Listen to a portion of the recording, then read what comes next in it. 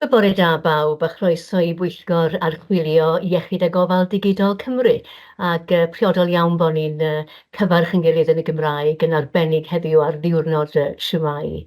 Good morning and welcome everybody to the Audit and Assurance Committee meeting here at Digital Healthcare Wales. I was just saying how appropriate it is that we mention siwmai and that we make every effort today to greet each other in Welsh, as it is a day to celebrate the Welsh language and culture. Can I also welcome Diana Stroyer, the Financial Director of Commerson, who is observing today's meeting as part of her shadowing programme of independent members. A special welcome to Chris Morton, who's newly appointed Deputy Director of Finance, attending his first meeting and who will be joining us regularly from now on. Henry Bales, who's taken on the role of Head of Cardiff and Vale Counter-Fraud Services following Gareth Lavington's departure. Nathan Couch, who will be presenting the Audit Wales Committee update, along with Andrew Dorton, here also for the Structured Assessment Report. Cadwyn Lloyd-Jones, who will join us later to present the Management of Physical Assets, and Rebecca Cook, the Chief Data Officer, who will also be responding to queries on the Switching Services paper. Now, there's been a request to adapt today's agenda to accommodate our Executive Director of Finance, Claire Osmondson-Little, who needs to drop off this meeting between 11 and 12 o'clock. Happy to do that. So we will cover parts 1, 2 and 3 of the agenda and then move straight on to part 5 on governance before finishing on part 4 with the audit and counter fraud. And I trust that we're all comfortable with that. You'll be aware that this meeting is being held on Teams. We are recording the meeting and it will be posted on DHCW's website in due course. Committee meeting papers, as usual, are also available to access on our website.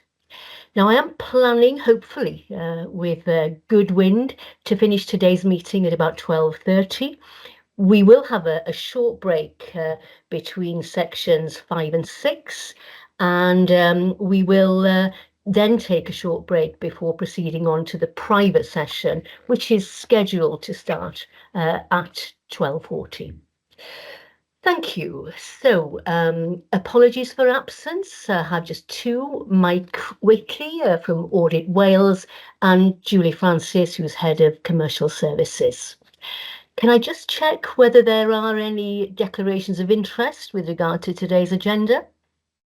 I can't see any, so thank you for that. We'll proceed then to part 2 and to the consent agenda. Now, in order to ensure that we continue to focus on business critical activity, we will be using the consent agenda, and there are a number of routine reports that come within the scope of our consent agenda. That includes the ability for committee to provide more focus and scrutiny on key matters which we need to consider. And this morning, that will include DHCW's current financial position, options to address the financial sustainability, and the demonstration of value through digital and data. And my special thanks to audit colleagues who have been supportive of this approach. So with that brief introduction, can I just check that you're all happy with that approach, or is there anything that you'd like to switch from consent to the main part? I can't see any hands up. Thank you, colleagues. So in that case, I therefore conclude that the committee is happy to note and approve all the requested items, and specifically, I'll go through the list. We are approving the minutes, item 2.1 from our committee meeting held on July the 9th, both public and private abridged minutes. We are noting the NHS Wales Shared Services Partnership Committee Assurance Report, item 2.2, particularly noting the reference to joint working with DHCW on primary care services regarding the implementation of the new prescribing service, as well as the National Health Applications and Infrastructure Services System decommissioning, working with Digital Health and Care Wales and colleagues in NHS England. We are noting the forward work plan, item 2.3, including items scheduled to come to future committee meetings. We are approving the consultation and document approval report, item 2.4, control contractors. We are noting the standards of behaviour report, item 2.5, noting the current compliance rate of 98% for staff banded 8A, very pleasing position, and likewise 35% for the rest of the organisation. Pleasing to see and pleasing to see this work being progressed. We are noting the legislative assurance register, which is item 2.6, noting the estates decarbonisation and compliance report, item 2.7, and we are noting the Welsh language report, item 2.8. Note in particular that as DHCW prepares to come formally under the Welsh language standards, there is work underway to focus on the operational standards. I should also say it's particularly pleasing to read about the launch of the mentoring scheme in this report, which will support staff confidence in using the language. And as I mentioned previously, today is Diwrnod Shwmae, and it would be remiss of me not to encourage colleagues to greet each other in Welsh and to encourage the use of the language informally over a panad. And finally then, colleagues, we are noting the Quality and Regulatory Compliance Update Report, which is item 2.9, which provides us with a comprehensive update on all the work being undertaken in this area. Diolch yn fawr felly, thank you very much. And we will then move to part 3 of committee business, which is the action log. And that's agenda item 3.1. As you'll see from the report, there is one action captured from our committee meeting held on July the 9th, and I'm pleased to note that that action is complete. So we are, as a committee, being asked to note the status of the action log. Good, that was quite a canter, wasn't it? Thank you for your engagement on that. And as I mentioned previously, we're now going to move on to section 5 of the agenda. And firstly, I will invite our Associate Director of Finance, Mark Cox, to update us on the High Value Purchase Order Cumulative Report, which we are being asked to note. Thank you, Mark. Sorry, is it just me? But Mark, I can't really hear you. I was just going to say, could you, we don't appear to be receiving you as loudly as we would like, Mark. Can you amend your speaker or maybe come closer or speak slightly higher, maybe? Hello, is this a bit better? That's much better. Fantastic. I'll start again. Diolch, Marion, and bore da pawb. As is usual, at these sessions, I seek to inform the Audit Committee of major procurements and major procurement activity over the financial threshold of 750k. The relevance of that threshold is that that's the threshold where we seek board approval. We also seek to inform the committee of any cumulative orders which also break that threshold for information purposes. As part of this briefing, I'd just like to update you on 2 material procurement activities, and those surround the GP systems with EMIS, and that's surrounding the second quarter support arrangements for the GP systems. We support some 200 plus GP services in relation to EMIS, and the Q1 to Q4 payment has occurred during the period, and that refers to one of the material payments. The second item is around our e-library and clinical knowledge bases. So this is in reference to a 3-year requisition for medicines, informations and solutions. This refers to a tool which provides complete guidance regarding medicine information and the safe use and administration of drugs over this period. So that's a contract over 3 years. So those are the 2 procurement items over 750k.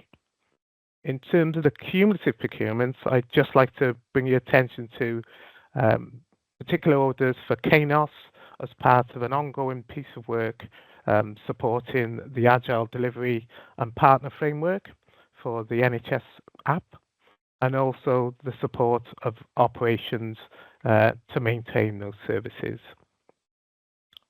So those are the key items I'd like to bring to your attention. And obviously, what we generally continue with is our support of the NHS leasing arrangements, whereby we provide a service where we actually lease cars to organisational employees on behalf of NHS Fleet Solutions. And that's in partnership with Shared Services. And I'd like to take any questions on that point, Chair. Thank you, Mark. I can see Ruth. Would you like to come in, please, first of all? Diolch, Marion, and diolch, Mark, bore da. Just relating to the e-library one, Mark, just for clarity, this is a discrete piece of additional e-library information that we're procuring outside of the main e-library procurement, because I know we do see e-library come fairly often, and we're obviously very supportive of it because it's such an essential piece of information for us. But yeah, just for my understanding, this is a discrete piece of procurement. That's correct, yes. Diolch. Thank you, Ruth. I can't see any other hands up, Mark, so I think we're in a position then to thank you for that update on the high value purchase order and cumulative report, and we will note your update. Thank you, Mark. And let's move on to agenda item 5.2 then. And this is a verbal update. Mark, it's you again on losses and special payments this time. Thank you. Okay, and we do have an item going to the private session this afternoon. I do wish to make the committee aware that at the next session, we will be providing additional papers regarding the decommissioning of the Test, Trace and Protect service, and also the vaccine booking solution service, once it's gone through the usual governance processes and the discussions with Welsh Government. So the expectation is that there will be a paper delivered to the committee at its next sit-in. But in terms of this afternoon's sit-in at the private session, there will be a discussion around the paper regarding the decommissioning of certain kit. Thank you, Mark, and we will look forward to that discussion in private session, which will subsequently be reported through the minutes in the usual fashion at our next committee meeting.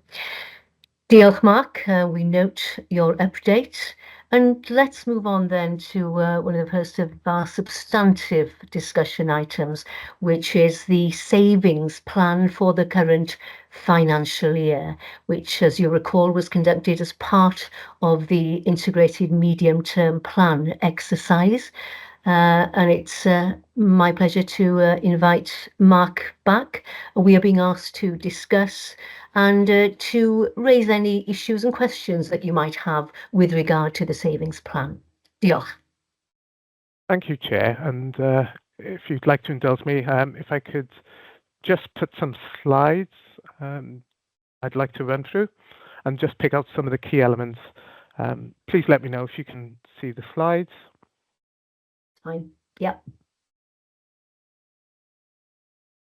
So I'd just like to plan through and run through a few quick areas regarding the savings plan update. The first is the context under which the savings plan sits, the performance to date, the recurrent savings opportunities we've identified, because we are focusing on recurrent savings in order to support our underlying position, and just give a view of what that would mean in terms of our brought forward position for next financial year.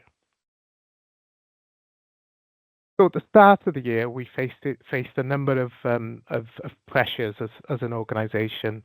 As part of the IMTP, we assessed our pressures in relation to service growth, digital inflation, the macroeconomic factors such as inflation, and any pay-related pressures.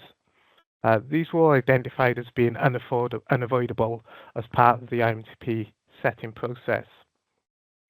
For the financial year, we set a break-even target, savings target of 1.5 million in order to meet the pressures. That savings target was a mixture of vacancy management and non-pay cost efficiencies. It was thought that these would be non-recurrent in nature for the purposes of meeting the break-even target. However, we did set a £1.5 million recurrent savings target in order to address the £2.7 million underlying deficit position, which was assessed as part of the IMTP process. Alongside this, the Building Our Futures programme will be a bit more transformative in nature and form some multi-year material cost-cutting, cost efficiencies, savings and efficiencies to run alongside this. So just picking up on performance this year, as part of our vacancy management processes, you can see we've significantly overachieved our target this year by some 570k to the end of August. Some of those gains have been offset by the securing of third-party capacity to the tune of 400k, leaving us with a net positive balance of 200k to support the organisation. We will be implementing the non-pay efficiencies in November. And in addition to those non-pay efficiencies, we've also identified some opportunities in relation to what we call accountancy gains. We'll pick up on the quantification and the classification a bit later on, but we've identified some 356k's worth of VAT efficiencies on core related services and just under 250k related VAT efficiencies in terms of digital poverty fund related spend. So in terms of recurrent opportunities, where have we identified that those opportunities lied? Where, what particular cost components have we explored? The first and material element is that expenditure regarding computer software and licensing fees. We've looked at facilities, and that includes data centres and utilities. We've looked at our computer maintenance contracts. We've looked at general non-pay, and in general non-pay, we've included reference to travel and subsistence, legal fees, advertising, mobile phones, and a whole raft of smaller items of spend, which when you combine this together, it can be quite material. We've looked at our disbursement relationships with local organisations. We've looked at pay, and we've also looked at contract managed services. So a whole raft of expenditure items we've looked at reducing and create efficiencies to provide recurrent savings. In terms of classification, we generally classify our savings in four ways. The first is cash releasing savings. So this is a cost reduction in which we can actually release cash and remove budget from each different parts of the organisation. In terms of cost avoidance, it can mean the avoidance of a particular pressure that's been identified as part of the planning process. Income generation. So this is additional income that's generated by the organisation without the need for additional expenditure. And as I mentioned before, accountancy gains in relation to either VAT recovery or additional supply-related provision releases. So what does that mean for underlying position? As part of the IMTP, we started with a £2.7 million underlying deficit as a result of the underlying pressures that I mentioned previously. The IMTP targeted an end-of-year position of 1.2 million. Due to the opportunities that we've identified, the resulting impact would be an underlying position of just under £1 million, which effectively means we would overachieve our target for the year. We are currently pursuing these opportunities with our directors to get sign-off for this month in order to implement the savings plans for November. So in terms of next steps, the expectation is that we will discuss with the directorates and they will agree the quality impact assessments. We will gain approval from executive directors to implement. We'll identify in relation to the Value and Sustainability Board categories and feed up to the All Wales Value and Sustainability position and savings monitoring. And once they've been implemented, we will establish the usual monitoring processes and reports not only to Management Board, but via the full SHA Board. Thank you, Chair. That's an update on the current savings planning position, and I'm happy to take any questions. Thank you, Mark. That's a very clear and comprehensive update on where we are as we are into, well, the seventh month, I think, isn't it, of this financial year. Thank you, Mark. I can see, Alistair, you have your hand up.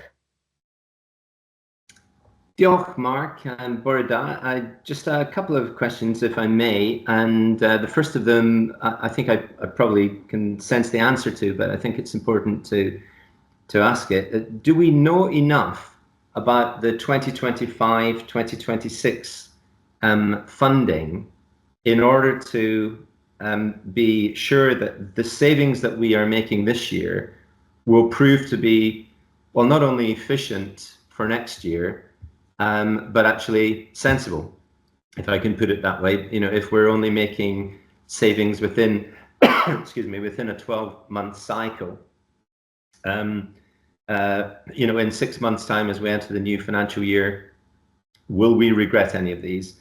The second one is, we are making savings on an annual basis. It's become, you know, as predictable and unfortunately as we would not like it to be. Do we need to take a more structural, long-term approach, a more strategic approach, excuse me again, to the actual savings that we make? And then finally, on 3.2, non-recurrent vacancy management, it being non-recurrent, is that to suggest that these roles would be reinstated next year? Thanks, Mark. Yeah. Thank you. I can see, Alistair, that Claire's put a hand up immediately. I'm happy to come in maybe after Claire. Claire, do you want to? Yeah, you come in, Claire. Thank you. So, great questions. Thank you, Alistair. Diolch, Alistair.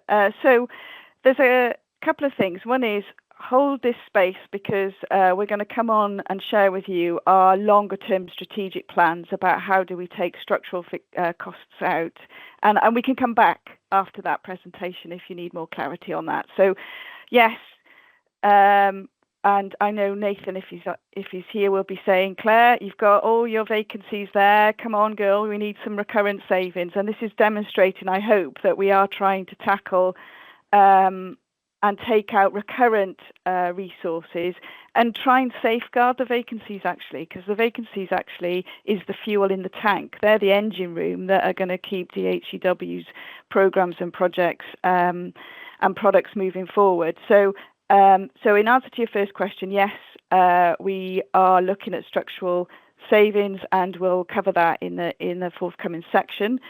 The second bit then is, what does next year look like, and are we slitting our throats before we get into next year by the savings that we're proposing? Again, in the forthcoming, we've done quite a bit of work since the board. It's that time of year when we're starting the IMTP, as we shared with you in the SHA board, and the subsequent slides will show you what we're trying to do and what our financial challenges next year and some of the choices that we will have to make as part of that process. So Mark will take us through a bridge that will flag up some of the cost pressures that we'll be under, but equally, what are we doing structurally to take cost out? And I'll be honest with you, in order to make structural change, we have to take a step back, almost to take a step forward. So you'll see that we're trying to simplify our architecture, we're trying to move to cloud, but inevitably to do that, we need to do a little bit of investment. So there may be a bit of a lull before we make the full benefit. And then in relation to we are in a, like most actually health boards and trusts, we've got non-recurrent funding. So a lot of our funding relates to programmes and projects, and we are doing a piece of work with Welsh Government around the Digital Priorities Investment Fund and what that will look like. So we're almost trying to make that balance between maintaining the right mix of resources and capabilities, not knowing and not having security around the funding in totality, but knowing that, you know, we've developed an NHS app that we'll want to maintain and develop going forward, for example. So we're trying to make in relation to our risk appetite, a sort of balancing act between maintaining the skills that we've got within DHEW and trying to balance that with the risk around the funding requirement. And as you can see, actually, from the vacancy factor that we've developed, we are struggling to recruit some key skills that we need going forward. So the likelihood is that through building our future, we will either enhance the skill set that we've got, or we would look to, you know, try and maintain those skills in the areas that we will need going forward. But it's a delicate balancing act, if I'm honest, to try and balance the non-recurrent resources with the funding that we require going forward. And again, as we go through the slides in the sustainable funding element, that I think will come through as part of that exercise. So I hope that answers your question. Sure, if I may, just quickly, and Claire, that I should have prefaced my remarks by my questions by congratulating the team, because actually making these efficiency savings is incredibly challenging. I think we all recognise that. So you know, it's just to acknowledge that. And actually, in terms of revenue generation, you could probably sell your skills to a larger part of the NHS and the public sector, and really help our budget for forthcoming years, because you know, clearly we're doing a lot that's really good there. So I hope my questions are set in that context. Alistair, thank you. And may I just add a final comment, if that's all right, Marion? I think it is important to understand the broader context. So month 5, you know, the results of NHS in Wales was really sort of suggesting, you know, at month 5, we were £141 million overdrawn. And, you know, the forecast position is a 220 million overdrawn position. So we recognise that our role to play in that system. And I think it's also important to recognise the value that we generate in that system. So what we don't want to do is slow down digital development, quite the reverse. We want to accelerate. So it's really about how do we do that, given that balancing act we're trying to do. So yeah, we recognise that we've got a role to play, and but we've got some challenges ahead, and we'll come to that a bit later. Thank you, Claire. That's a really helpful response. And thank you, Alistair, for those questions. Can I just pick up on your first question? You were asking how much we know about the next financial year. Claire, are you in a position just to clarify what the timetable is? We know the Westminster Government will be announcing its budget at the end of this month. Welsh Government is out to consultation. When are we likely to get the final budget from Welsh Government? Do we have clarity at this point? So no is the short answer. I think there's two parts to it, really. There's the Welsh Government core allocation, which health boards and trusts get just before Christmas. We tend to get that a bit later on, if I'm honest, but we started those conversations with Welsh Government to give us the outlook, which we'll share with you in a subsequent thing.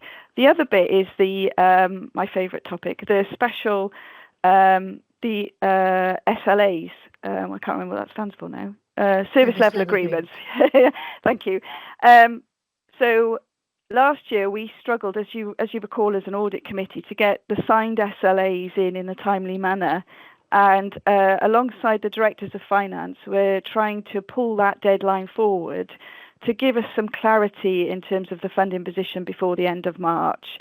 So there is a lot of uncertainty in the system, and I don't want to sound like the Labour Chancellor who's doom and gloom. You know, it is tough, and there is a lot of uncertainty, but actually we are trying to define our requirements and give some certainty as to, or some of the options for Welsh Government, so that we can make the right decisions, really.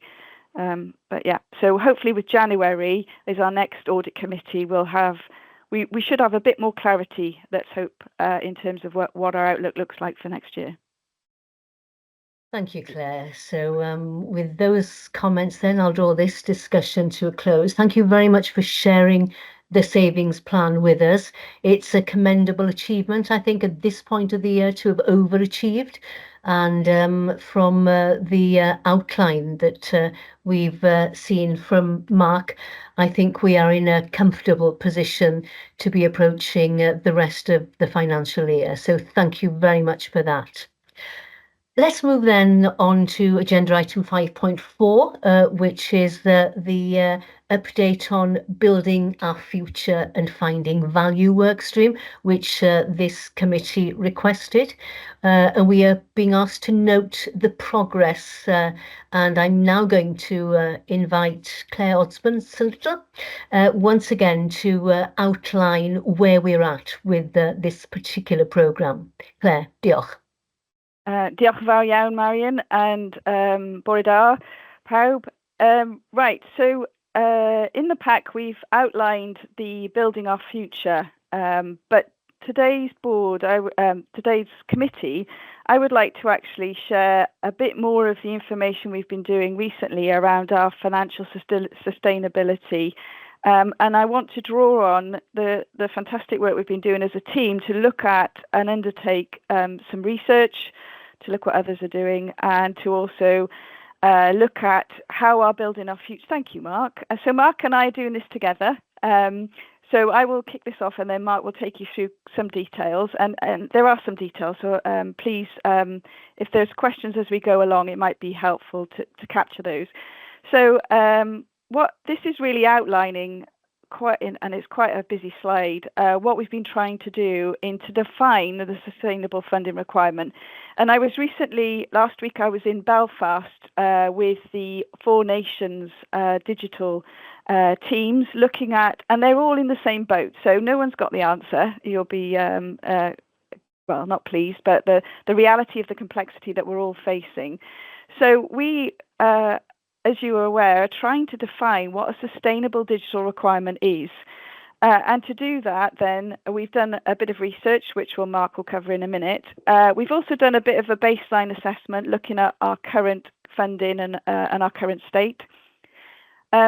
Alongside that, we have built our transformational programme called Building Our Future, which we covered quite a lot in the board, which is why I think in the committee I'd like to detail the finance aspects of it, which has 5 pieces of cheese with innovation right in the middle. And as part of that collaborative, there's a bit on creating more value.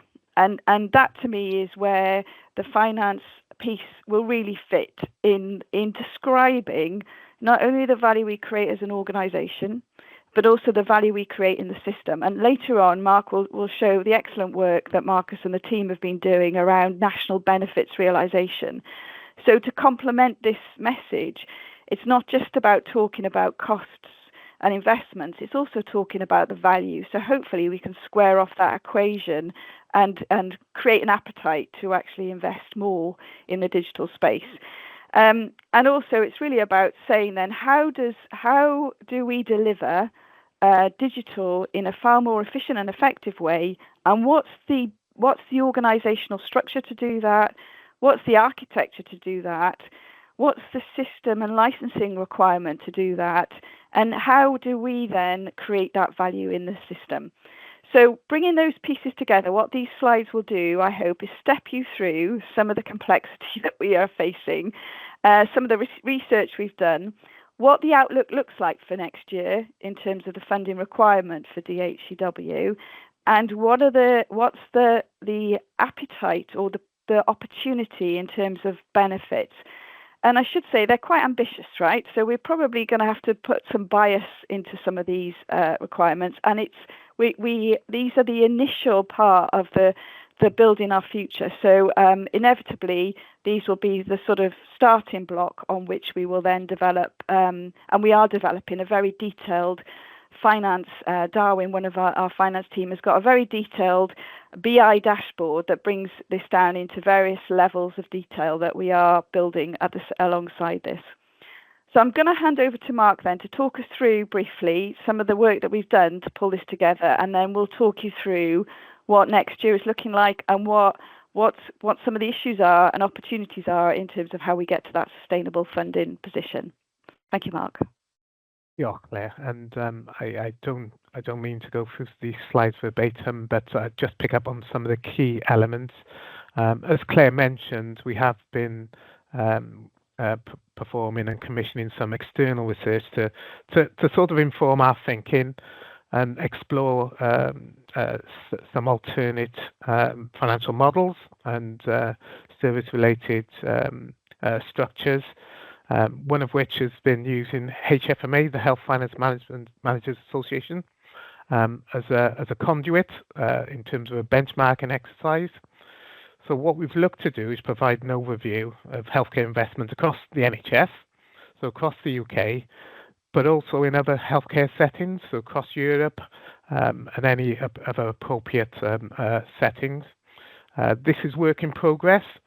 But what we've seen as a result of some of the interim findings is that the investment in Wales does lag behind our colleagues in the UK and across Europe as well.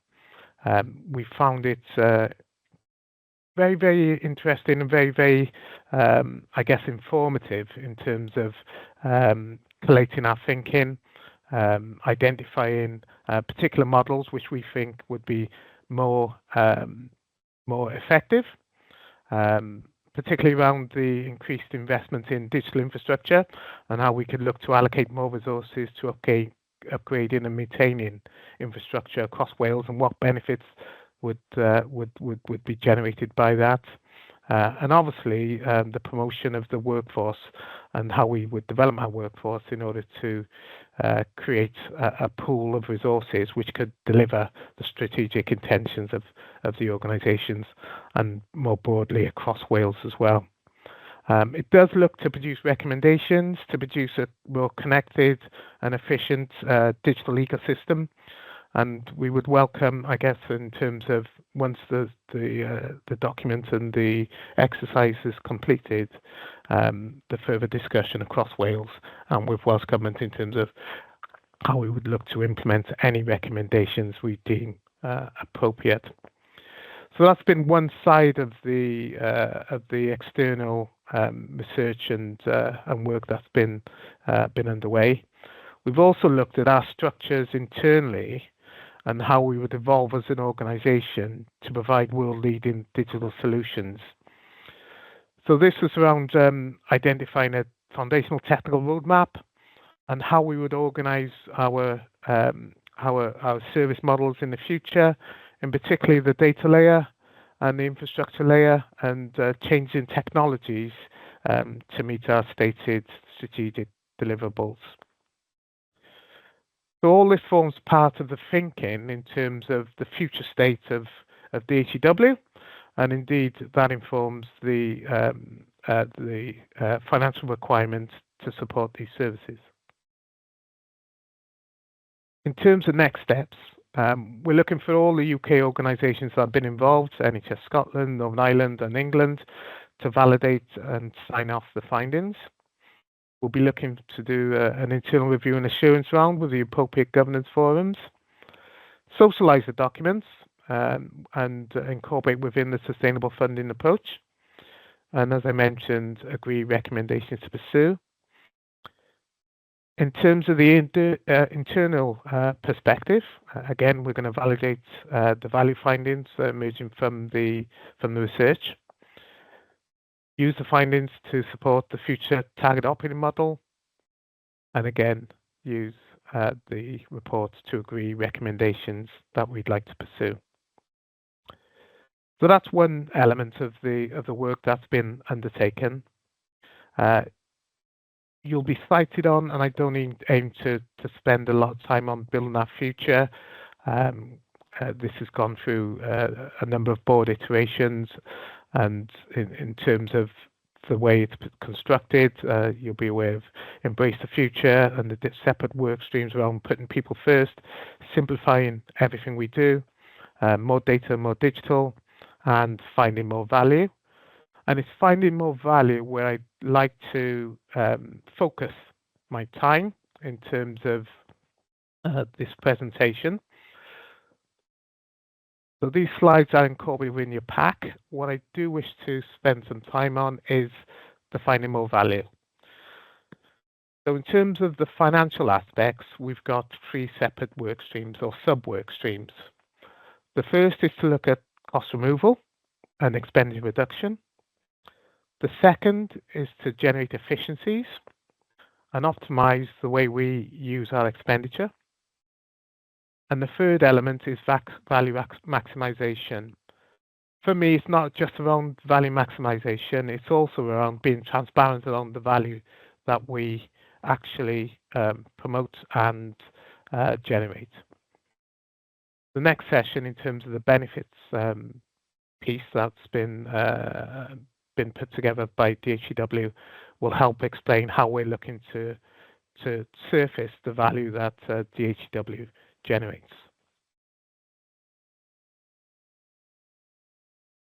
In terms of progress of building our future, the scope has been agreed by the steering group, and actually we're now putting together our deliverables for this financial year.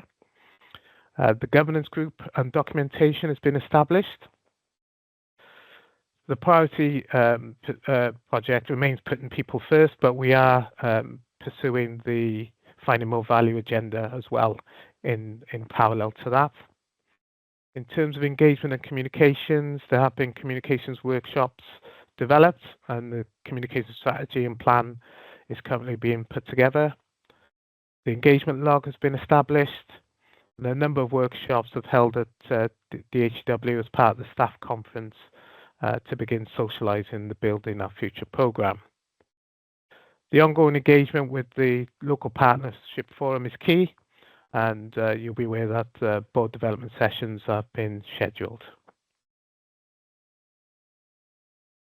In terms of next steps, the first project regarding putting people first, they're looking to sign off the approach to the aspects of the Digital Futures Lounge, finalise the testing of the Federation of Information Professionals, that's FedIP, the digital career portal, and initiate discovery and development of DHEW's target operating model.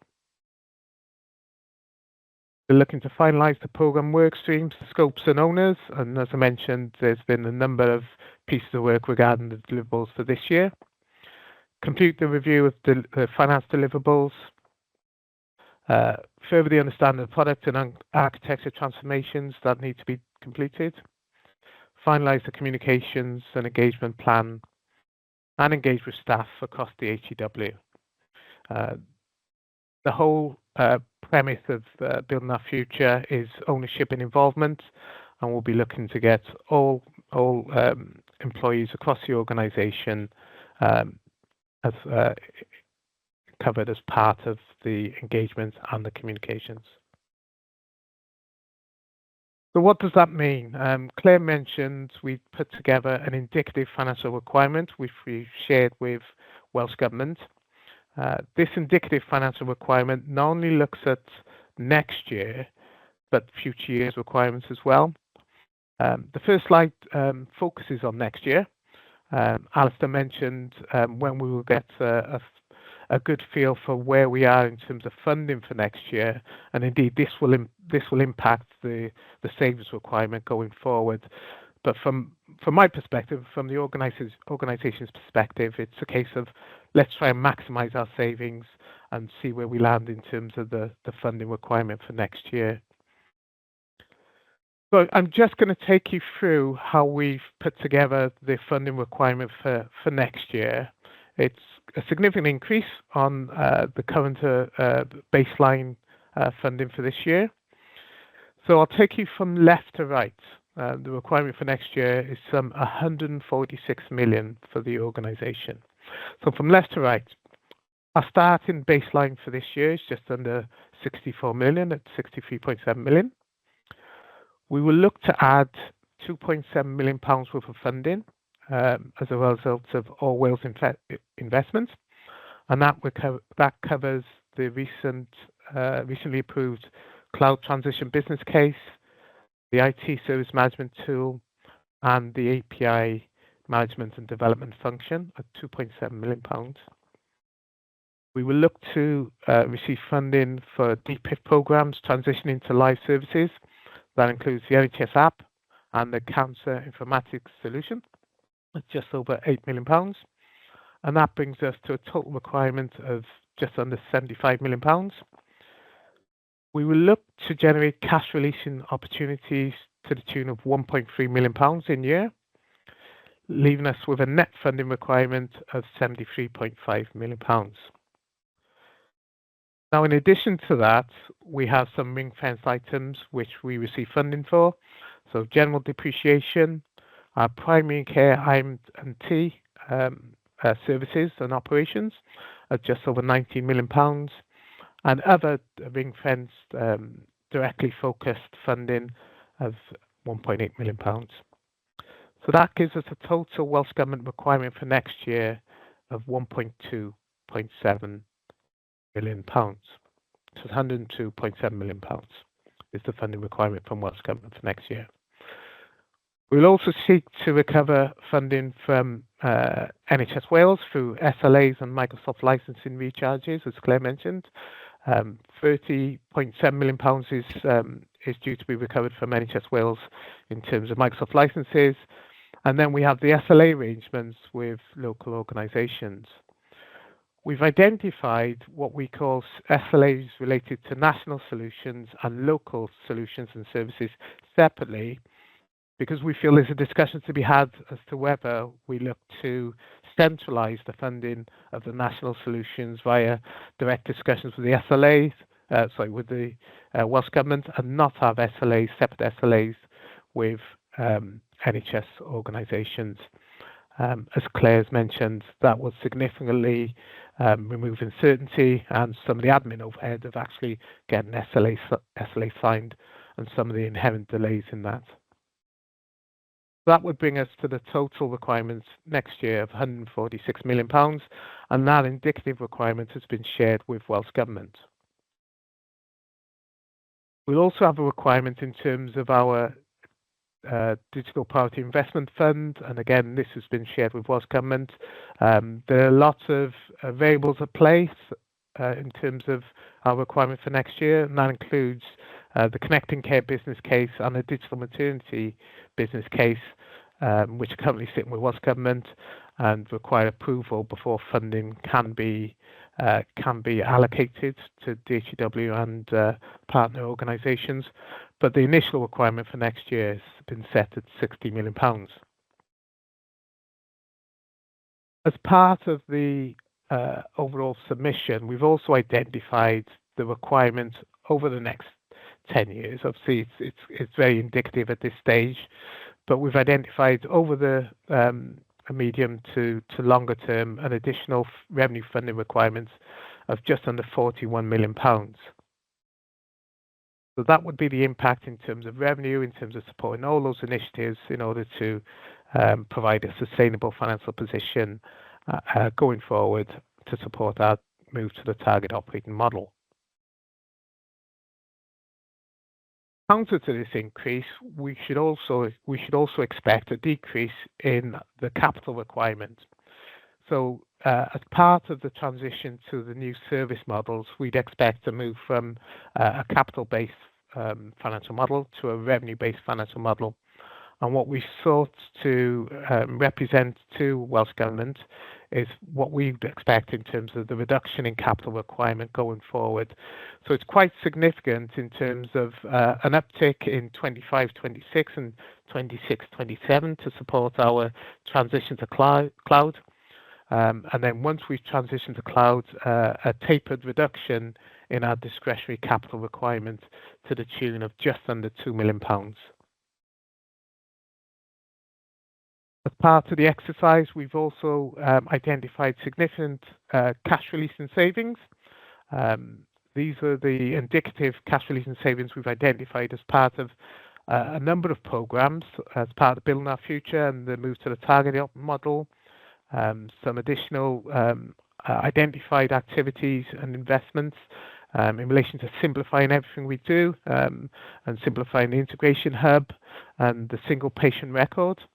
And also as a consequence to the cloud migration and the efficiencies generated in the workforce requirement. Allied to the cash releasing benefits, we've also got target efficiencies identified to the tune of just over £50 million over the period. And again, they're related to the roadmap, the SPR roadmap, the integration hub, the IT service management tool, and also the development of the API management function. In terms of next step, we are expecting feedback from the Welsh Government, and indeed it's been really positive in terms of the engagement from Welsh Government thus far. We do have a discussion almost on a weekly basis regarding the 25-26 funding position.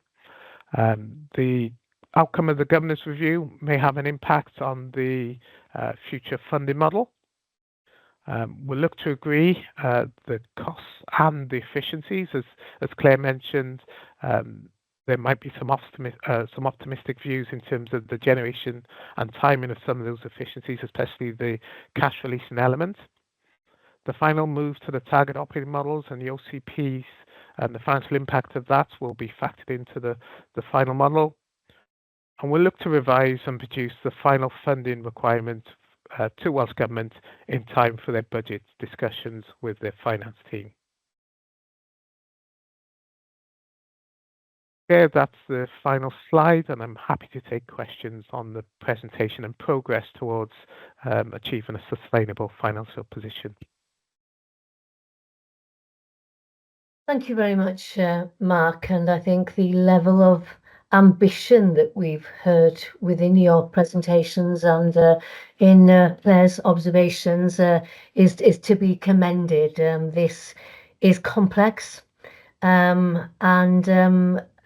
before I open it out to question, I mean, there was just one comment I wanted to make in terms of the level of investment that we are making in Wales. I think we've been well aware that we've lagged behind industry best practice investment in digital. But I guess it's interesting to note that we also appear to be lagging behind in our investment behind our UK and European counterparts. So that was new for me as well, but we'll come back to that again, I'm sure. Alistair, then, let me take you first of all. Thank you, Chair, and again, thank you, Diolch, Mark. Really, actually, very reassuring to see how big your plan is and how deep you're working it through. So thank you, and thank you for sharing that. And as you said, we've got a session next week where we'll be exploring this, I'm sure, a bit further and possibly testing some of it out. Just a couple of questions, if I may. We've got the autumn budget, the UK budget coming up, and of course, it's health has devolved, but it will be interesting to see what happens there. Are we making any expectations? Are we developing any expectations of anything shifting in terms of UK to Welsh Government? That might be too difficult to read.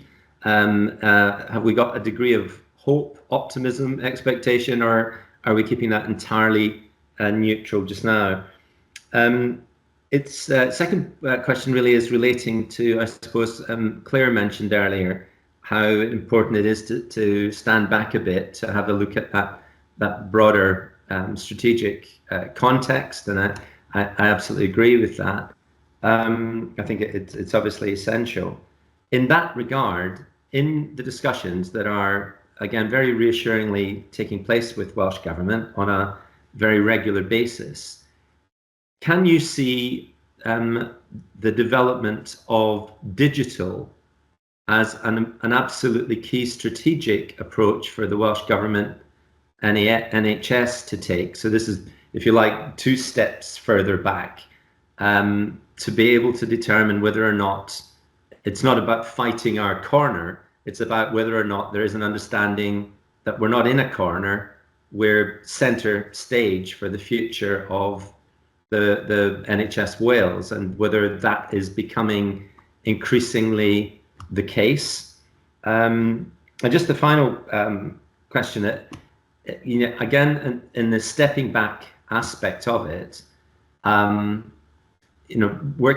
talking to other public sector organisations and the frustration that we all feel when we're doing things individually as organisations, when there may be opportunities to do more and to be more efficient working with other partner organisations or strategic partners that might be in the making. Just a question as to whether or not we have got in our local partnership discussions or broader partnership discussions with other SHAs, strategic health authorities, are we doing more strategic working on matters such as CapEx or joint revenue funding? I realise that might be something of a holy grail, but unless we move in that direction, we'll forever be just working in our own little zones.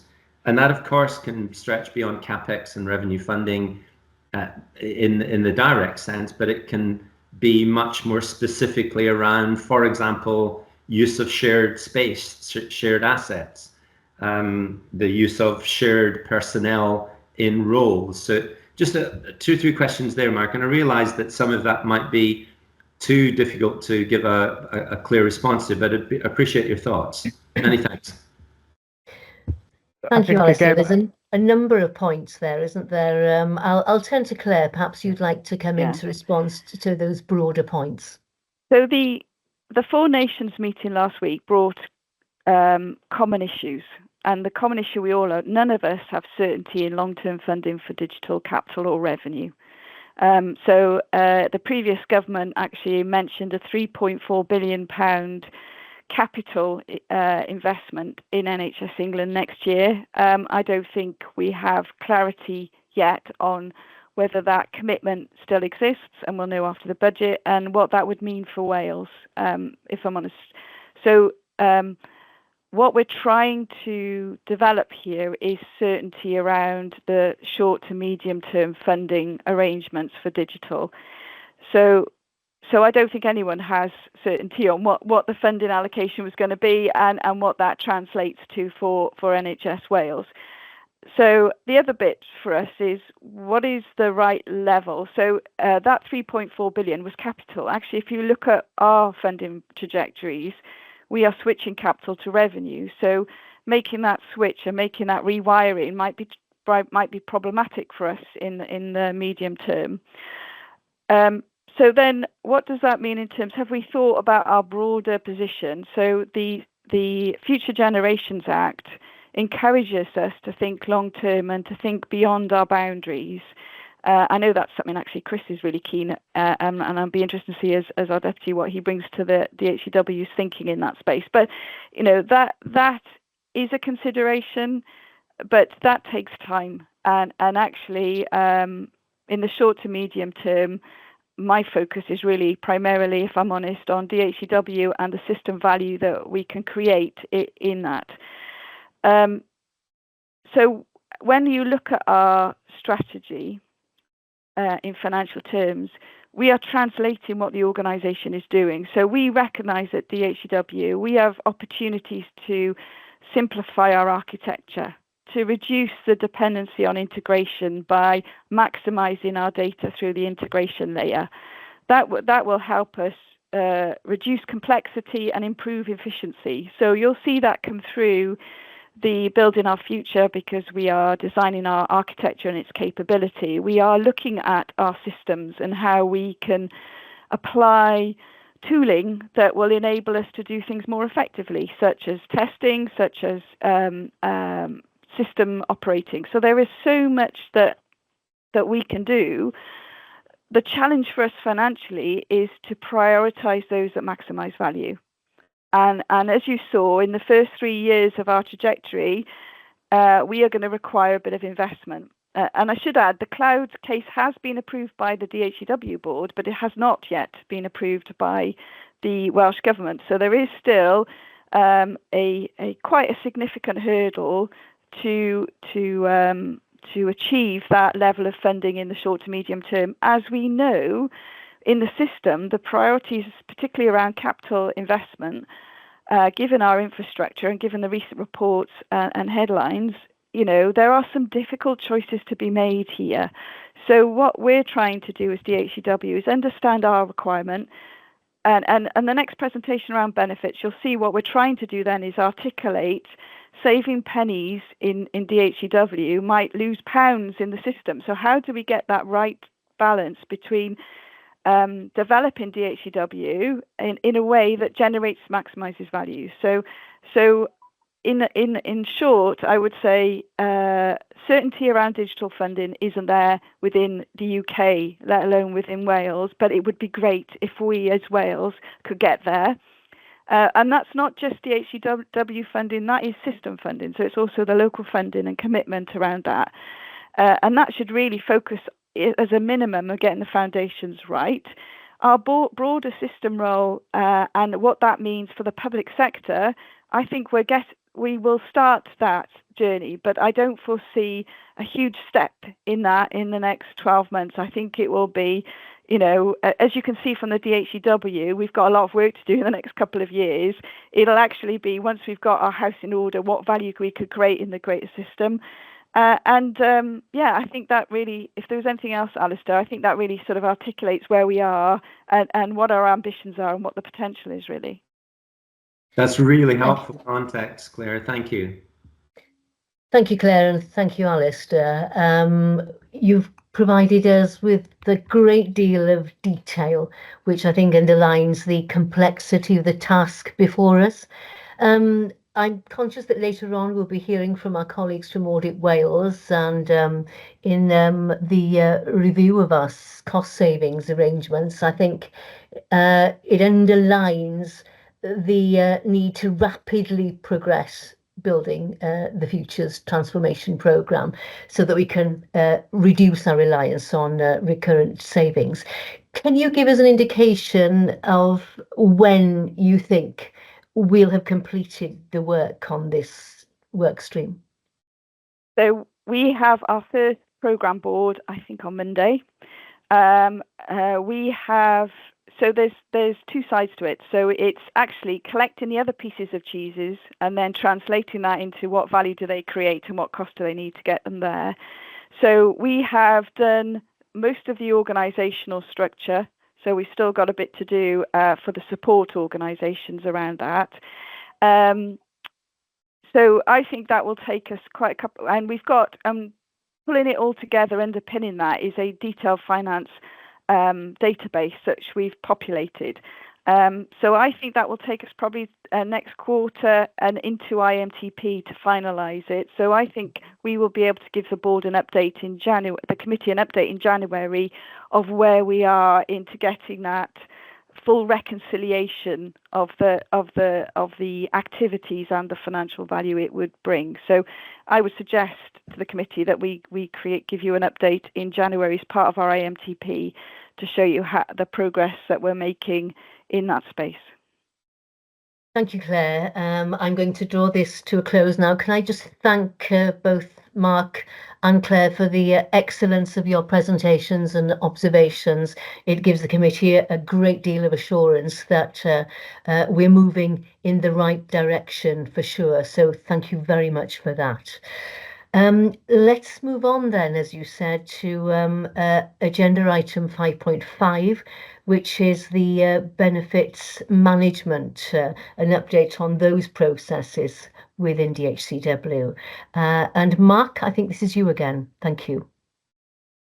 Diolch, Claire, and again, thank you very much. I intend to share a very quick slide pack just to headline and focus in on some of the areas I'd like to discuss today, or we'd like to discuss as a group today. I do wish to make the committee aware of the context that some of the work and activity that's been carried out sits. And in particular, some of the objectives we initially set around the benefits piece of work, the underpinning national approach that we've managed to agree across Wales, and the framework and some of the outputs that we've managed to glean thus far. In terms of the objectives,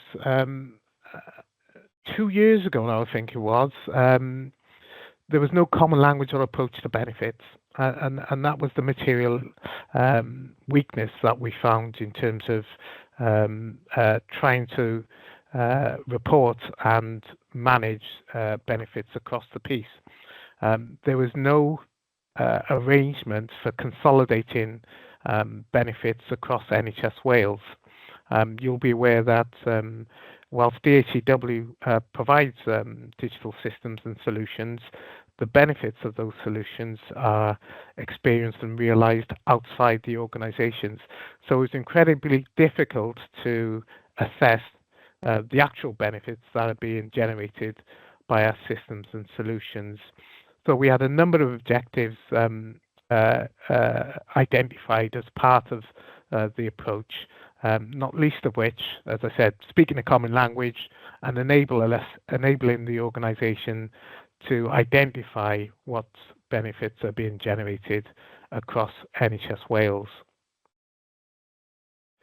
The first step was to agree a national approach. We set up a national benefits work group, which really is well attended across NHS Wales. So all the health boards, all the trusts actually attend the group. The group was set up not only to agree a work plan and address the issues I previously mentioned around speaking in a common language, common terminology, and being able to assess benefits across Wales, but also to share best practice. What we did identify very early on, there were some organisations which were considerably further along their journey in terms of benefits realisation and benefits management than others. And indeed, we can learn from them. So it was a very good forum in terms of generating that kind of partnership approach to the management of the benefits across NHS Wales. Initially, it was focused on just generating digital benefits or just identifying digital benefits. But it must be said, the principles that we've managed to put in place could be used for any benefits arena and any benefits generating investment. Part of setting up the benefits approach was to agree a benefits management framework, which was a document we produced. We circulated for input and comments from all organisations across NHS Wales and agreed a way forward. That framework became a common piece of work in which provided a standard process, standard documentation and standard approach to benefits management. And indeed, what we sought to do is to seek subject matter expertise, so third-party review of the documentation and the approach. And the review has determined that not only is it consistent with industry standards, but in some areas actually goes beyond that. And it was a considerable piece of assurance that was given in terms of the future direction that we are seeking to pursue as part of this arrangement. So what we've done in terms of the deliverables, we set up the benefits realization framework, which everybody works to. We standardized the benefits categories. We standardized the way of collecting the benefits in terms of spreadsheet-based format, initial spreadsheet-based format. And we've agreed the monitoring and reporting approach. So we've constructed an All Wales benefits repository and reporting tool.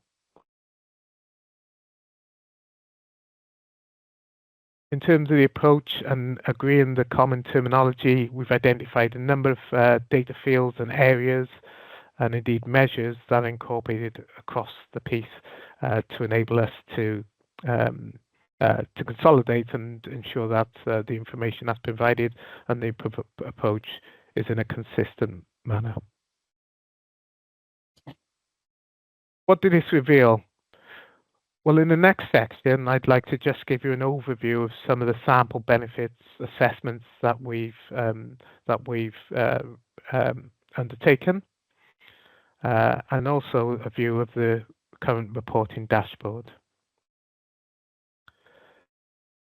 So what we've done, we sought to review individual programs and services and build up a detailed position of the benefits and the measures that we've used to generate the cash releasing or non-cash releasing quantitative benefits generated by each investment area. We're currently installing many programs such as this, which haven't got the benefits recipients identified to ensure that they're realised across Wales. And we're ensuring all benefits are categorised using the categories we've agreed with the All Wales group. So there's a fair bit of assurance currently underway, and also we're looking to expand the assessment methodology we've used across a number of programmes. So what does that mean? We've identified in a number of sample areas and programmes that the quantitative annual benefits for a number of our services and programmes underway would be just under 178 million across NHS Wales. So as you can see on the left, Digital Medicines Transformation Programme is assessed to deliver just under £84 million worth of benefits across NHS Wales. Our current WPAS and WCP service, 60 million. NHS app, just under 19 million, and so on and so forth. We're able to split that down in terms of cash releasing and non-cash releasing benefits. Claire's Director of Finance, I guess the Director of Finance will be focused on the cash releasing portion of the assessment, but we can't forget about the non-cash releasing benefits generated as part of the investment activity and the services that are delivered by DHW. By way of example, I've incorporated within the slides just some of the measures for the digital medicines model, and that captures the GP minutes per day, the practice working days per year, and the number of practices across the estate to generate a financial figure in terms of cash releasing and non-cash releasing benefits.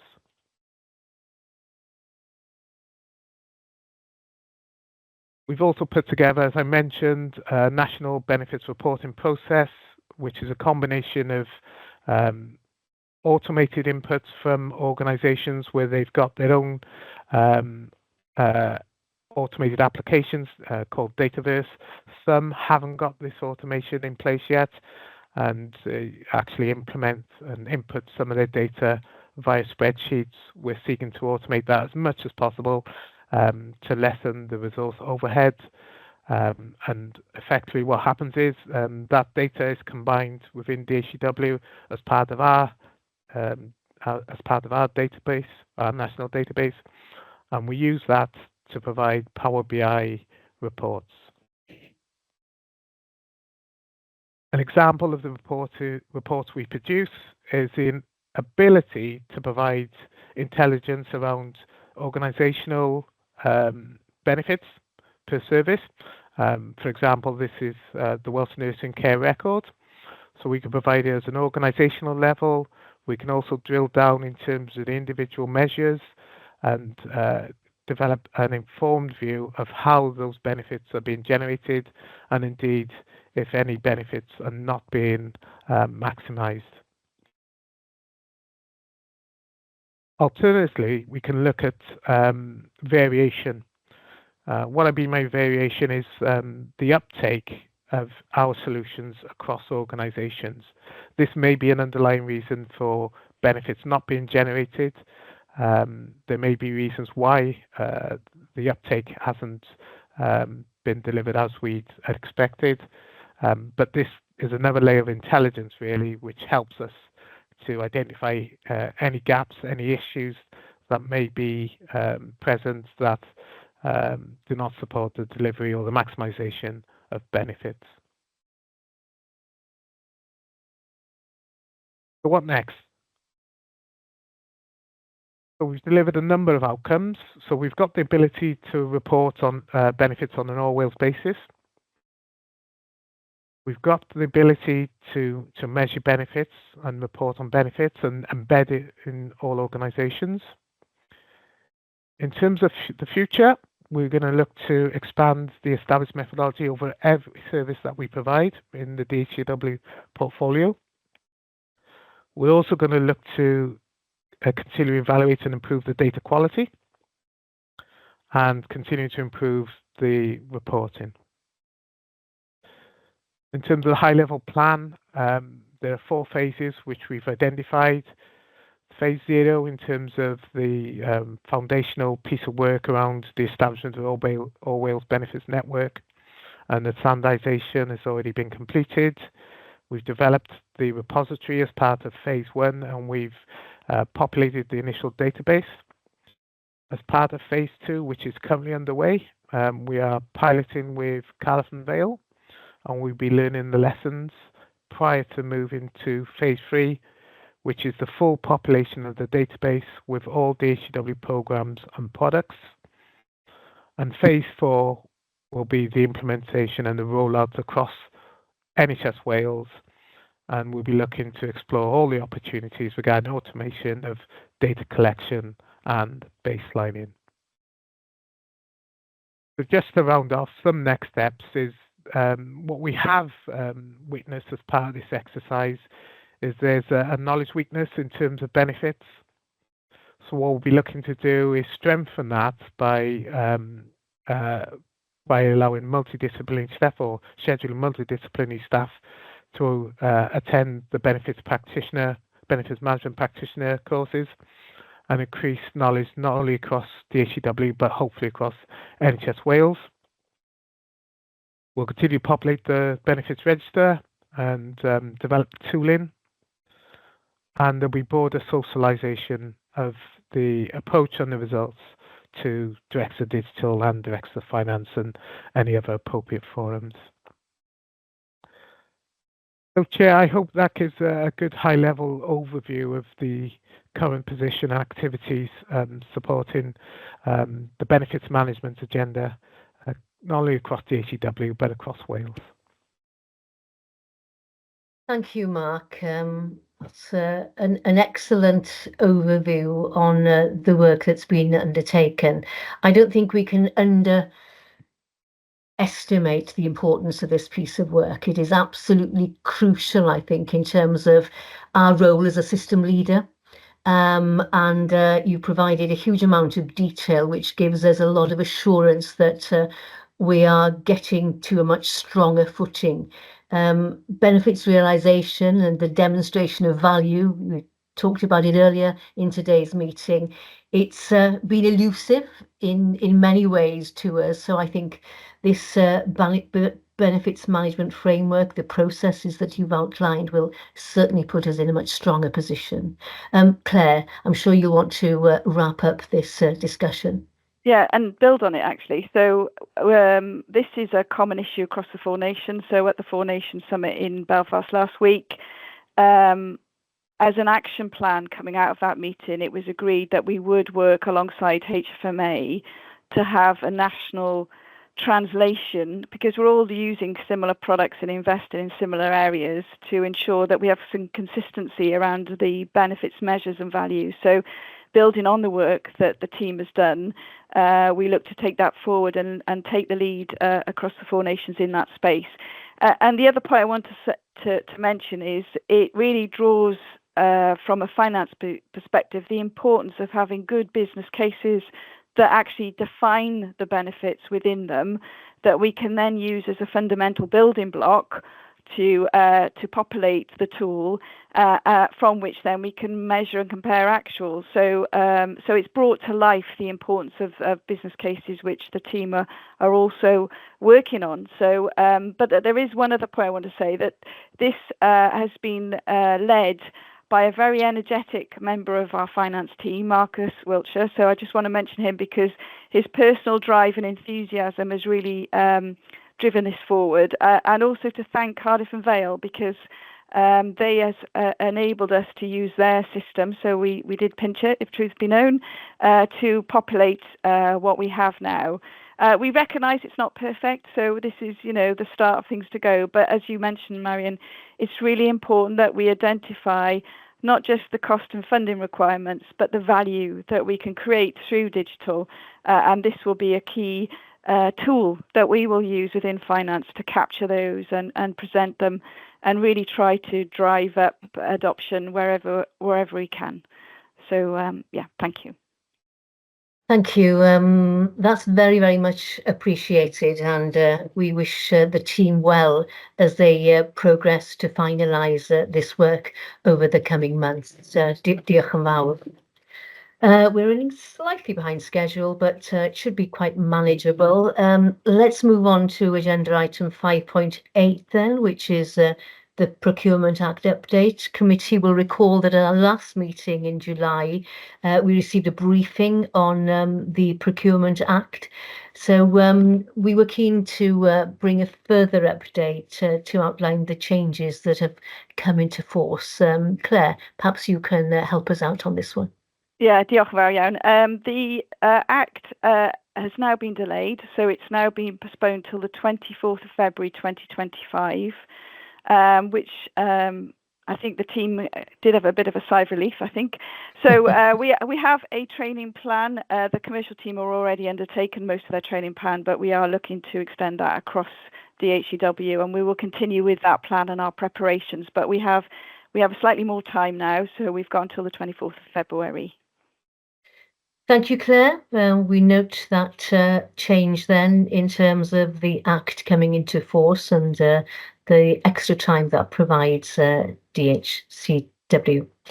Let's move on then to the Procurement and Scheme of Delegation Compliance Report, and in Julie's absence, Claire, I think you're going to update us.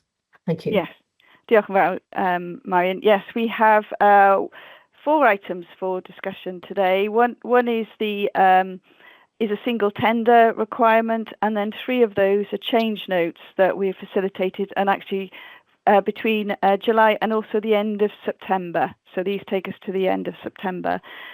I'll go through each of them individually briefly. So the first one relates to software development, and it's P854, which is a single tender requirement for Mura. This is the NHS website software that underpins it. and the value of that is just shy of £45,000. So the first one is a single tender request, because it is specialist inbuilt software that we use to underpin the NHS websites across Wales. So I'll pause there before I go on to the. So that's the first one to note, and then I'll move on to. Oh, okay. Sorry. Right. Bit of a slow hand there. I periodically return to the question around single tenders. I mean, I think this one is that, you know, I support the use of the single tender in this instance. And just to recall that in our very first review, when we were set up as an organisation, one of the things that we were asked to do less of was use tenders or direct appointments. It feels to me like since then we haven't used them very much, and we've you know, robustly looked at the occasions when we have done. But have we done any analysis to say whether we've used them less than we did in that first period for which we were reviewed? That's a good question, Ruth. I don't think we periodically look at the trend of single tenders across the time, and we could do that piece of work. And happy to do that, and maybe add that to the procurement report if helpful. You're right, though, that the single tenders, each one of those has a special document justifying why it is a single tender, and we do go through that in quite. Both Helen and I sign those off, so we go through those at an individual level, and they do tend to be things that are digital specific or particular clinical, where there is only one supplier in most cases. But I'll take that away. I think that's probably an action we need to take as a committee, is to just do a review and see the frequency of our single tenders, to see if that tells us if we're increasing or decreasing, and maybe look at the reasons for them, whether there is a common reason that of why we have to undertake procurement in that way. Thank you. I don't think it's a, you know, massively urgent piece, but I think, seeing as it was something we were picked up on in that very first review, you know, I wonder if, just as a new organisation, we perhaps used slightly more of them than we would do in our ongoing business. So actually, I just think that check is worth doing, and not necessarily something we need to beat ourselves up on, but just to take that assurance as a committee that actually it feels like we're using them appropriately, but just to assure ourselves that we are. Diolch. Right. So thank you. We'll take that as an action then to review the single tender waivers. Not a matter of urgency, but something that we would like to see by the end of this financial year, perhaps, if that's realistic. But we'll leave you to work out the most appropriate timeline there, Claire. Yeah. Great. And then we have 3 change notes, the first of which relates to informatic services. So information services, this is the BMJ information, and it's a relatively small value, but this was really to enable us to get some more data as part of an audit purposes. So that was for EMIS. So that was the first one for 3,000. The second one related to primary care, which was an extension of support for My Health Online. And then finally, this was covered actually in the board, which is the increased use of penetration testing for cybersecurity. So those are the 3 change notes that we undertook during September for note for the committee. Thank you, Claire. That's very clear. And unless there are any questions, which I don't think there are, the committee then notes the procurement and scheme of delegation compliance report. And thank you, Claire, for presenting that. So we've rejigged the agenda.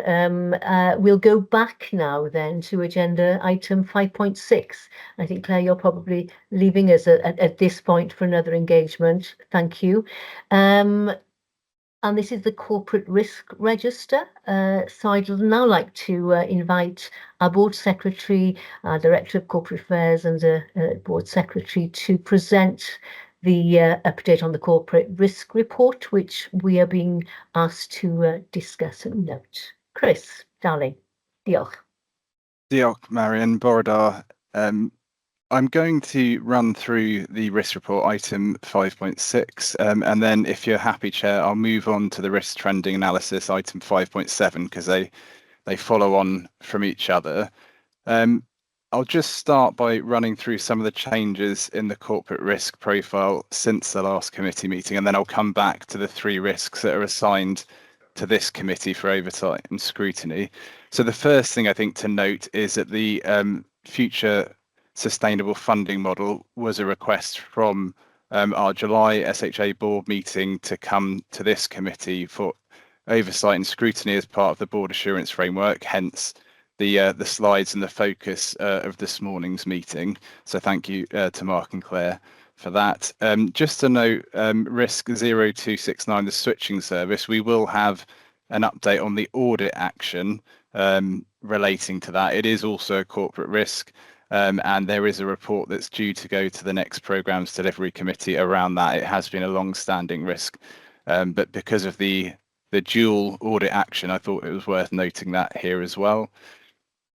Just to update on the new risks since the last committee. So there's been 3 new risks. One assigned to the Digital Governance and Safety Committee around Audit Plus.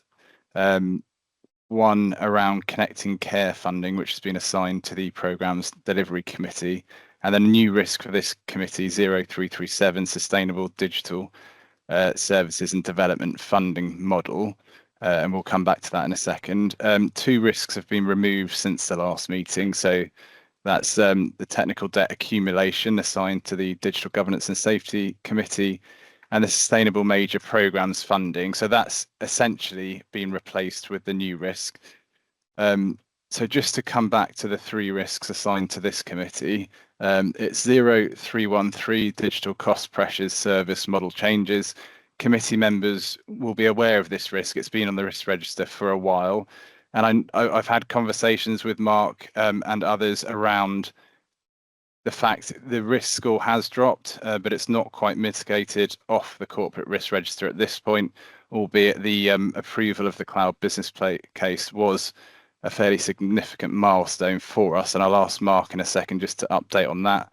The second one, 0331, the fixed term resource funding. Again, committee members will be aware of the risk we have around our funding model and where we either appoint members of staff on fixed term contracts and the risk that brings to us from a staff continuity perspective, but also where we proactively go at risk, as we would describe it, and appoint staff on a permanent basis, knowing that we have non-recurrent funding behind those appointments.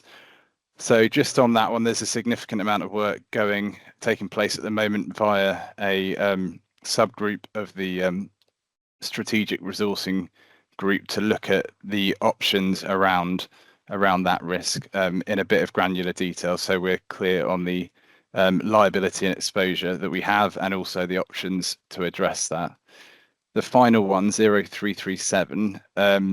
So this is the new risk, I think, that describes our financial sustainability concerns moving forward, and to Alistair's question earlier about looking into next financial year and what that brings for us and the uncertainty and how we navigate that. So I will ask Mark if he wants to comment on those 3, particularly I think 0313, Mark, because I think we're close to getting to a point where we can mitigate that one down.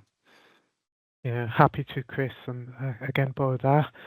I think for me, in terms of this particular risk, we've taken the mitigating actions that we set out to do in terms of establishing the business case, submitting the business case to SJ Board for approval, and then on to Welsh Government for a funding decision.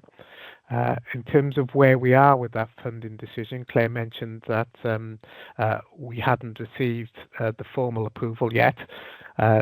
We are receiving 1 or 2 matters of clarification, so that means they are reviewing the business case. It's due to go to their scrutiny panel on the 24th of October, so we should know then the position in terms of funding of that business case. We obviously are reviewing possible other mitigating actions to support the business case in any event. But that's the position in terms of the cloud business case, Chris.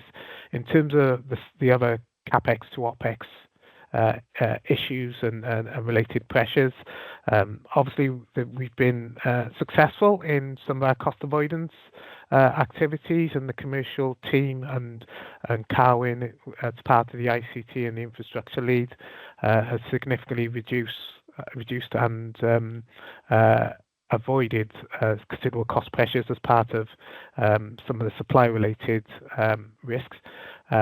What I would look to do, Chris, is after we've received the response from Welsh Government, look to rescore that risk, and hopefully that risk can go down to our target level.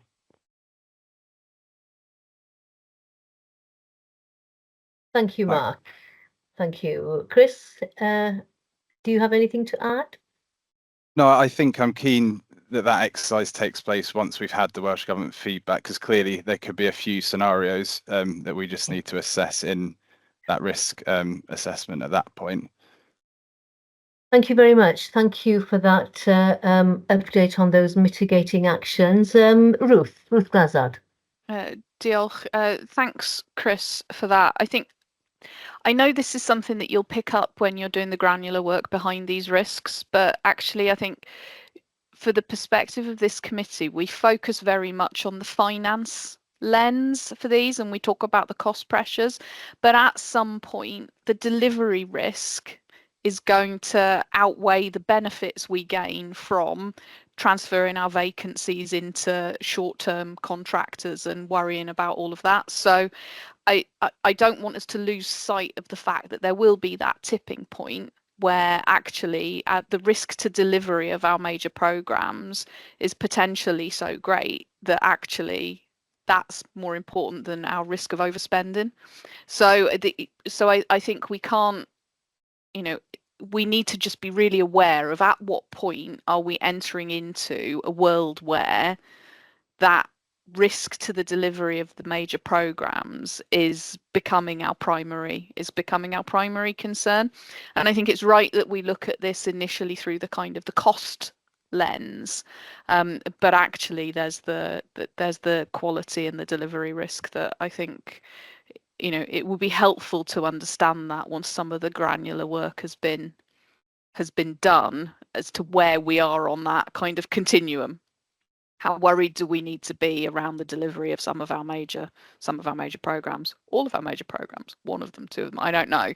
But that's the piece that I think we perhaps need to focus some of the conversation around, as well as that kind of top level, rightly we do in this committee, around the cost pressures. Actually, maybe getting into a little bit more of that detail around the delivery risk would be helpful. It's a really important point, Ruth. Mark, would you like to just respond briefly before I draw this to the close in the interest of time? Thank you. Thank you, Chair, and thank you, Ruth. I think that is an important point, and we can't lose sight of that. I just would like to, I guess, surface to the committee that there's a few perspectives to this risk, and most of this risk is around uncertainty. And some of the uncertainty, I would call it administrative risk, due to the fact we haven't had funding letters, we haven't had letters confirmed, and that element of risk could be, I think, easily removed. So I think there's a discussion to be had with Welsh Government in terms of we have to carry this risk, we have to recognise this risk, we have to manage this risk, but it can be easily removed and mitigated by, to Alistair's point, in terms of when will we know, when we surety of funding, of getting that done further up the upstream rather than downstream. Thank you. Thank you very much. I can't see any other hands up. So thank you, Chris, for taking us through the corporate risk register and the risk trending analysis. Really very helpful indeed. And we are just running slightly late. So we will now move on, if that's okay with everybody, to agenda item 5.10 and the management of physical assets. I can't see Cadwyn Lloyd-Jones on screen. Can I just check? I am, yeah. Oh, you are there, Carwyn. Diolch, croeso. I'll now turn to Carwyn Lloyd-Jones, who's our Chief Cloud Officer, who's going to update us on behalf of Sam Lloyd on the management of physical assets. Croeso mawr, Carwyn. Okay, diolch yn fawr, Marianne. It's just a very quick update for me, really. I'm here because there was a recommendation from the Audit Ways colleagues that we bring sort of a paper as a routine item into the public meeting. So the paper is there. A lot of the information will be familiar because it hasn't changed from last time round, but the data has changed, in terms of the number of devices that we've, retired and so on.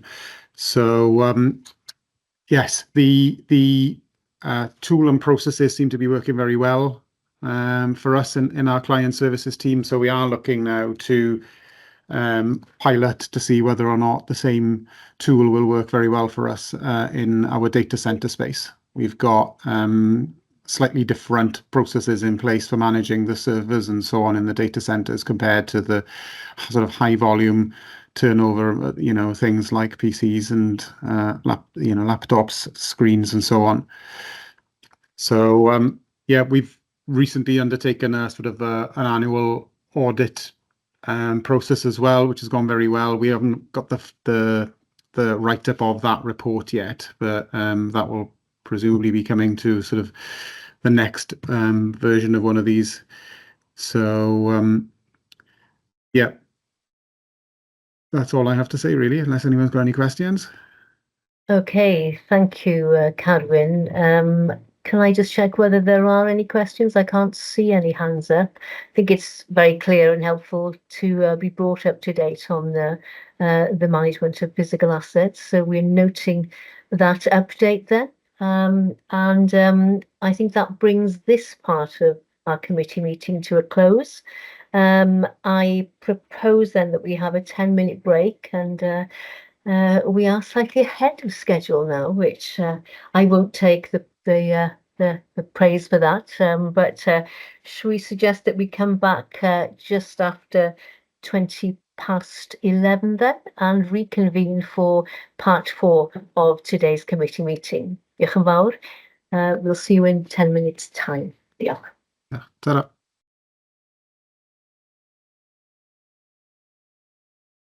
Well, I guess we can start, Chris, can we, or should we wait? We've waited a couple of minutes, so I suggest we continue with the next part of the meeting then. Croeso nôl bawb. Welcome back, everyone, and I'm now going to take us back to part 4 of today's agenda, which is the audit and counter fraud section. And thank you for indulging us with the agenda change. So then to agenda item 4.1, which is the internal audit progress report. And I'll now hand over to Stephen Cheney from NHS Wales Shared Services Partnership to present this progress report to include a progress summary of the 24-25 audit plan. Croeso, Stephen. Thank you, and bore da, everyone. We are making good progress with our plan. We were hoping to get 4 reports to this one, but 2 are still at draft report stage for a couple of different reasons. However, we are progressing with the remainder of the plan, and we would expect the work in progress reports to be moving into draft report stage in due course. There are no issues to flag up regarding delivery of the plan at present. I made reference to audits. We have substantially completed service management SLA, the service level agreement audit, which is still in draft.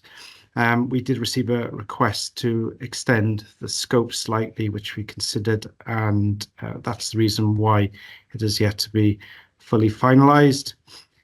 We are aiming to complete this as soon as possible, and so we will report in due course. We undertook some further work on the energy management review as well, and which, whilst it has now concluded, it's at draft report stage as well. So from our perspective, work is substantially complete, and we're waiting to finalise those reports. In addition, there is one additional audit that we had scheduled for this year, which was Mission 5 External Stakeholder Engagement. Through our regular contact with Audit Wales, they were looking to undertake a very similar piece of work at a similar point in time, and it made sense for them to proceed with their work and for us to replace the work with an alternative audit targeting another risk, or an audit that didn't quite make our shortlist. So as such, we are seeking the formal approval of deferral of that audit and for it to be replaced with another audit. As part of this, I have drawn up a list of several audits that were reviewed and considered as part of our risk planning and audit planning process for the start of the 24-25 year. I will also give sort of my preferred audits as well, which are one of the top two. Raising concerns or speaking up safely framework is a piece of work that we are completing across other NHS Wales organisations as well. So it provides an opportunity for comparison. It's a key area at the moment, and whilst DHEW is obviously a very different and unique organisation compared to health boards, it's still important nonetheless. And the second piece of work is around the scope extension for service level agreements. We've undertaken a lot of work around the external agreements in place with suppliers and service providers, and generally we were comfortable with that, but the scope extension request was more around that internal to NHS Wales SLAs, so we can spend some time there. However, I would say that we're planning to do that anyway. We do not believe it would be overly time consuming, so we're very happy to utilise our time to extend that scope as a matter of course anyhow. So I think our preference would be around raising concerns, speaking up safely framework. However, there are a few alternatives. Benefits realisation was one of the long list audits that we considered, and it seems quite apt given the presentation around the framework just now. Resourcing was also an area within our risk planning process, particularly around fixed term and that non-recurrent funding issue. And alternatively, we could, whilst we are completing one audit around a programme already, we can use the time to review another programme of work or project underway. So hopefully that helps provide some direction, but would welcome any thoughts at all over what to pick up as a replacement. Thank you, Stephen. So we are being asked to approve the deferral of the Mission 5, which is the external stakeholder engagement audit, and we've received a board, Audit Wales's work on this. So I think that's a logical step forward to avoid duplication. But I'd be interested, as you've heard from Stephen, what we decide in terms of the replacement. Ruth. Diolch, Marion, and diolch, Stephen. I think it's perfectly sensible to defer. For me, it would make more sense that we looked at this after we've actually done some more work on our stakeholder plan, and we know that we recently undertook an independent review as well for that. So I think there's a lot of content that we now have that we need to do something with. So rather than telling us the same thing again, it's probably better that you actually look at what we've done about what we've been told from a number now of independent authorities, as it were. So that makes perfect sense. With regards to a replacement, I think I understand the argument for raising concerns and speaking up safely. arguments, maybe not the right word, is it? I understand the wish to avoid arguments via the raising concerns and speaking up safely framework. And you know, I note that even in the last couple of weeks, the First Minister's been receiving questions on speaking up safely within health boards, particularly from nursing staff. I feel like we're in a slightly different position on that, given where we are. And I know that and maybe Chris can talk more about this, given his current role as looking after the people and organisational development area. I know that this is something that we've looked at over the last year in terms of our processes and some of the things that we've gone through. So you should never feel too confident on this, but it wouldn't be my top selection, notwithstanding they're all good candidates. My vote, if I have one, and I assume I do, would be for benefits realisation. I think, given what we've discussed earlier in this meeting, I think where we are looking at how we deliver our programmes and you know, where we really can articulate the value that we are delivering, particularly in the current climate, I think benefits realisation for me would be my top one. Diolch. Okay, well, that's the proposal from Ruth. We will be in private session, of course, looking in greater detail at the whole issue of raising concerns and some specific considerations there. Chris, perhaps you could advise, given the wider context also. Thank you. Diolch, Marion. Yeah, well, firstly, I just want to thank Stephen for the flexibility, because I do think with the Audit Wales work ongoing, it made sense to defer, and I think the scope of the Audit Wales work will be really helpful for us and will cover what we need from a stakeholder engagement perspective. Chair, I would like to ask if we can defer this discussion into the private session. There's a couple of suggestions that I'd like to make, but I'd rather do it in closed session if that's okay, and make the decision there. Thank you, Chris. I think that makes perfect sense. Let's do that then. We'll come back to this question then in our private session. And thank you again, Stephen, for your flexibility. Should we move on then to the internal audit review report, which is agenda item 4.2 on the declarations of interest? Stephen. Thank you, Chair. So we have two reports, one of which is in this committee, declarations of interest. It was substantial assurance overall and a positive output as well. This is an area that we pick up very often across NHS Wales, and it is positive to note that there are good arrangements in place, there's good guidance, policy framework, in the formal standards of behaviour policy. This was well embedded. We tested to quite some length the register of interests, found this to be compliant with the policy as we would hope for. And whilst we found offers of accepted gifts were accurately recorded and authorised appropriately, we did raise a couple of recommendations around enhancing this process further. It's worth noting that they were low priority recommendations, so more value added. But we did raise a couple of recommendations around the declaration side, particularly the reaffirmment of interests and an annual confirmation with regards to shared services as well. So, as I mentioned, low priority recommendations, points for consideration to strengthen and enhance the process, but no significant weaknesses identified within this review. So welcome any questions at all. Thank you, Stephen. That's very clear and good to see the overall substantial assurance there with those recommendations highlighted being low priority. Any questions or observations, colleagues? This is an area that we've taken some interest in, so it's heartening to see the positive outturn on this one.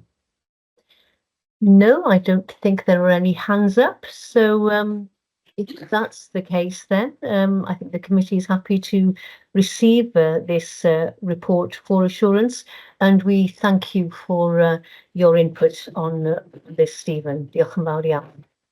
Thank you.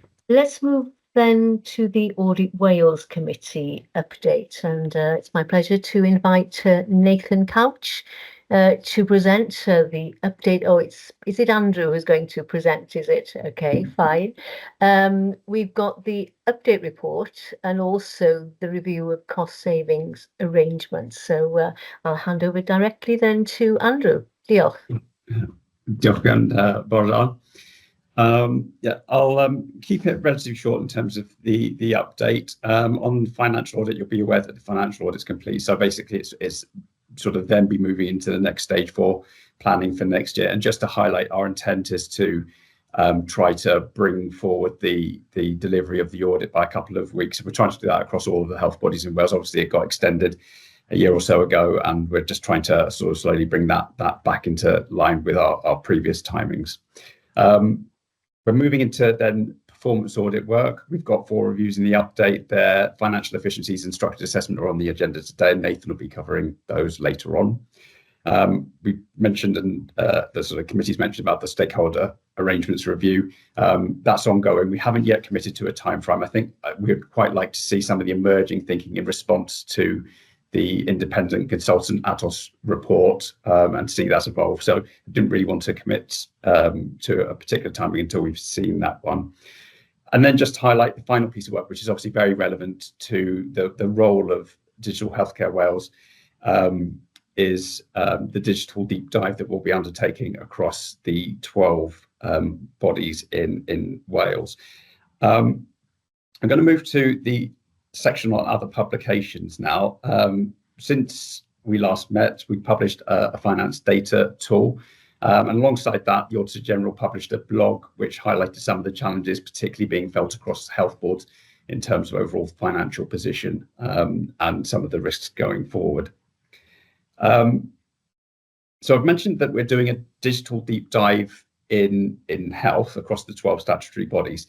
We have previously undertaken reviews across the 22 local authorities. So you'll see a link in the update there to a summary report of the key messages from the 22 local authorities, and thought that'd be quite relevant. There are issues in there around the council's approach to strategy development, how they're forward thinking and looking and seeking to exploit new technology. But some of the things which perhaps might be common with Wales, and it'll be interesting to see and compare and contrast around strategies not being properly costed, some strategies not being developed and programs being developed without citizen engagement, and also perhaps some weaknesses in arrangements to monitor impact and value for money, which I know has already been on the agenda today. So it'll be interesting when we come around to do that work, whether there be something which is compare and contrast, but hopefully that link, if you use it, will be a useful reference point to compare with the local authority sector. The last thing I wanted to just give a little bit of an update on was that we went through a consultation exercise in September, which was on our fee setting approach and what the fees we propose for next year. So this is our sort of daily charge out rates. If you think about our fees, they're comprised of 2 elements. One is sort of a daily charge out rate, and the other element is the quantum of work we need to discharge our audit requirements. And just to say, in that, our proposal was a fee uplift of around 1.8%. It doesn't mean that all the fees will increase by that if we're required to do extra work, but that's what we're proposing at the moment. So happy to take any questions. Thank you, Andrew. And that 1.8% is clearly just below the current inflation rate, which we note. Chris Darling. Diolch, Marion. Yeah, it was just about the digital by design. A really interesting report and lots of parallels, I think. So it'd be interesting. I've got a few questions on that. One was, will the auditors involved in the structured assessment deep dive be the same that undertook that work within councils, and or if not, will they kind of interface with some of the findings there? That was the first question. And then the second one was just around whether, for me, it might be a good opportunity for us to have, if possible, Andrea, a board development session on some of the findings. I know when I shared this a few months when it was first released with board members, Alistair came back with a few points straight away around the kind of parallels with the challenges that councils are facing and what that means for us. It could be just some good learning for us from that work. Thank you. In terms of the first one, the audit team will be different, but certainly we can put in arrangements within our teams to be able to sort of cross refer. And I know Nathan has been involved in some of the early scoping work for that, so we can certainly accommodate that. In terms of the board development session, again, I think we'll probably be in a position that we would be able to support it. I just need to go back to the team that delivered the work just to confirm that. Thank you. Thank you, Andrew. Thank you, Chris. And Ruth Lazard. Thank you, Andrew. I think the idea of a board development session, Chris, is a really good one. As you say, the kind of parallels and the learning that we could get, and it's a similar theme really around the deep dive on digital across the health boards, across the health sector in Wales. For me, that is one of the most important audits for us as an organisation to gain learnings on. It's also, I think, for us important that it validates some of the things that we think we know about the wider health sector and the struggles that we face as a sector in embedding some of that digital transformation. My only piece of advice, Andrew, to you would be that if a computer doesn't work in a hospital, that's nothing to do with us. That's about investment from a health board. So please remember that as you're going around on your assessment. Deal. Thank you. Thank you, Ruth. And I'm sure the Audit Chairs network within NHS Wales will be particularly interested in the lessons learnt on that as well. But a board development for DHCW to consider this in more detail, I think, will be really helpful. So we'll pass that on and take that on board. Andrew, do you want to, having noted and received your update report, would you like to elaborate on the cost savings in more detail, or? That'll be me, Marion. Okay. That's okay. Thank you. Absolutely, double act. Diolch yn fawr. Bore da, everyone. Okay, so yeah, this is cost savings. Well, cost savings report is in the pack then. So the cost savings thematic was completed across all the health boards or health bodies in Wales. A light touch review was completed in special health authorities and trusts in recognition that those organisations have generally delivered on their cost savings targets over the last few years. In terms of the scope of the review, we focused on the identification, delivery, monitoring, reporting of cost savings. And the fieldwork for DHCW was completed between February and May 2024. And as part of that approach, we reviewed a number of documents, interviewed several key members of staff, and observed both public board and committee meetings. So overall, then, we found that DHCW has a generally sound arrangements for identifying and delivering and monitoring cost improvement opportunities. However, it needs to rapidly progress work on its Building Our Futures programme to reduce its reliance on non-recurrent savings. Just to cover off a few points then on each of the scope areas. So we found that under the identification of cost savings, we found that DHCW has a good understanding of its cost drivers. The Building Our Futures programme is aims to support medium to long-term organisational ambitions and financial sustainability. And the Finding More Value workstream within the Building Our Futures programme will identify and deliver on strategic efficiency programmes to help reduce reliance on non-recurrent savings. There's limited opportunities for benchmarking with other NHS Wales organisations to help inform cost savings identification and selection arrangements. However, we did find some good evidence of internal benchmarking of product and service cost to identify potential savings. There's arrangements to canvass, capture and assess cost savings opportunities through DHCW's internal financial savings group. and then DHEW's 2024-25 financial plan and routine finance report set out the savings requirement and how it will be achieved. In terms of delivery of cost savings, we found that DHEW has a good track record of delivering its overall savings targets, but a high proportion of savings delivered were non-recurrent in nature. Reliance on non-recurrent cost savings and growing cost pressures continue to present financial sustainability risks. As part of the wider response to significant financial pressures within the NHS during 23-24, DHEW was able to rapidly complete a review of all non-committed pay and non-pay spend by directorate and identify 2.4 million of the funding reductions across several areas. DHEW has clear arrangements in place for turning its high-level savings requirements into deployable savings plans. And DHEW has effective mechanisms for communicating cost savings plans to staff through communication updates, staff briefings, news updates, etc. And finally, then, on the monitoring of cost savings aspect of the scope, we found that DHEW has reasonably effective arrangements for monitoring and overseeing savings delivery. Financial performance is reported directly to the board with routine updates providing a detailed overview of savings delivery. There's good board level scrutiny and challenge of DHEW's financial performance and savings delivery.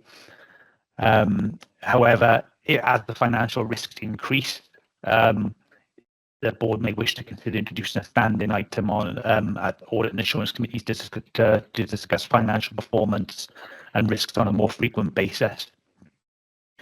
The finance team closely monitors savings delivery at directorate level and takes the necessary action to address risks as they arise.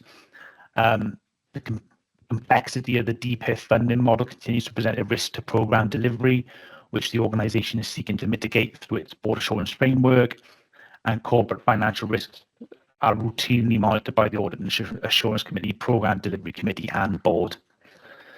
So broadly, a positive report, albeit there is some risks in there that DHEW will need to manage going forward. But that's all I was planning on covering in terms of cost savings, so happy to take any questions. Thank you, Nathan. I guess, you're providing us with external validation of what we've heard earlier this morning in terms of the detailed information around our cost savings plans. So thank you very much for the clarity of that. I'll take contributions now. Who wants to go first, whether that's Mark or Chris? Mark, do you want to come in first, given that you presented in detail on this issue earlier this morning? Thank you. Yeah. Happy to come in, Chair, and thank you, Nathan, for the review of the report. I think for me, it sort of built on our previous discussions around a recurrent savings plan and making sure that there's more transformational savings and efficiencies built into our forward look. What I'm hoping is that the presentation I gave earlier will give assurance and comfort that to the immediate and short term, we've got a recurrent savings plan in place. And in terms of the medium to longer term and building our future, the more transformative savings initiatives are currently being formulated as well. So I guess for me, the report was understandable in terms of that point in time, but I guess we've moved on since then, and hopefully next time you do this, you'll see how we strengthen our approach in terms of recurrent savings. In terms of benchmarking, the new target operating model and the product-based approach, I think, will help, particularly in terms of identifying efficiencies and being able to readily benchmark internally. We've done a lot of work in terms of service costing, and the level of granularity of intelligence information from that particular exercise has been really useful. But again, I guess this report I find really useful in terms of where we are or where we've been and how we're looking to improve. Thank you, Mark. Would you accept then, Nathan, that the work that we've been introduced to earlier today gives a greater degree of assurance, given that this work was done at a specific point in time? Yeah, it seems to me that things are moving on quite rapidly, actually, compared to where when this work was undertaken. And I suppose it ties in with a recommendation that we made in our structured assessment, which we're going to come on to later on, around the finding our value work stream and sort of quantifying the savings and efficiencies that come out of that. So yeah, pleasing to see that things are moving on at quite a pace. Good, thank you. Chris and then Ruth. Thanks, Marion. Yeah, it was just on the context, actually, just to remember this work was kicked off in 23-24, wasn't it? And it was a change, I think, to what was planned because of the situation the system found itself in responding to the significant financial position it was in, and it's still in now. So I think that context for us trying to find a sustainable funding model is really important. And I was just going to comment, I think the reference within the report to the complexity of the Digital Priorities Investment Fund in particular is helpful for us, whilst we're working with Welsh Government to try and find a simpler, more sustainable long-term funding model. It's useful to have some of that external assurance around the complexity being pointed out. So yeah, I thought it was helpful. Thank you for that, Chris. And Ruth. Diolch. It just follows on from Chris's point, actually, around context and the wider system.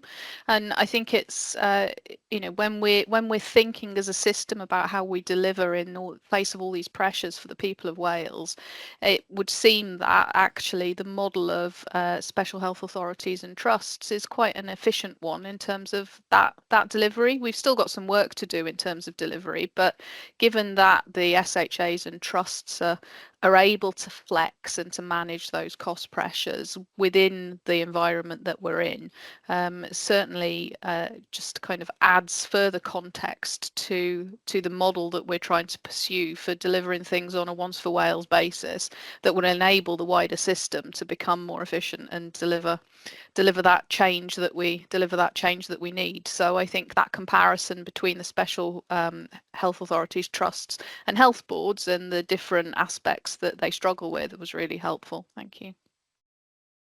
Thank you. And finally, your recommendation for this committee to consider finance matters as a standing item. Perhaps we'll take that away and consider it. The board meets more often than Audit Committee. The board meets bi-monthly, and it is a standing item at board. So I think there's probably scope for us to reflect a bit on whether that would help. To be honest, given the deep dive, the extensive deep dive we had earlier this morning, I think it inevitably is an area of discussion at every audit committee going forward. But we'll certainly look at the suggestion of a standing item as well on our agenda. And thank you for that suggestion, and thank you for that report and for highlighting some of the key issues arising from it.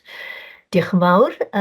And let's move on then to the probably the substantive item in this part of today's agenda, which is the structured assessment for 2024, which we're being asked to receive for review. And I'll invite Nathan Couch, if you will, Nathan, please, to present its findings. Diolch yn fawr. Diolch, Marion. Can everyone see my slides? Yeah, that's fine. Great stuff. Okay, thank you. Okay, yes, so this is the 2024 structured assessment. So the committee will be familiar with the areas of focus now for this particular review. They're set, they're standard, and this is what we focus on annually. So the areas of focus being board transparency, effectiveness and cohesion, corporate systems of assurance, corporate approach to planning, and corporate approach to managing financial resources.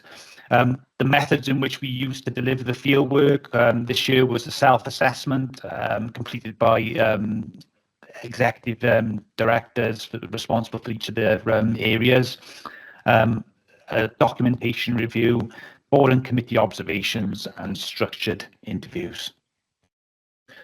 So overall, then, we found that DHCW's corporate arrangements support the governance and the efficient, effective, and economical use of resources. However, it now needs to use its new long-term strategy to demonstrate its value and consolidate its position as a digital system leader and enabler in the NHS.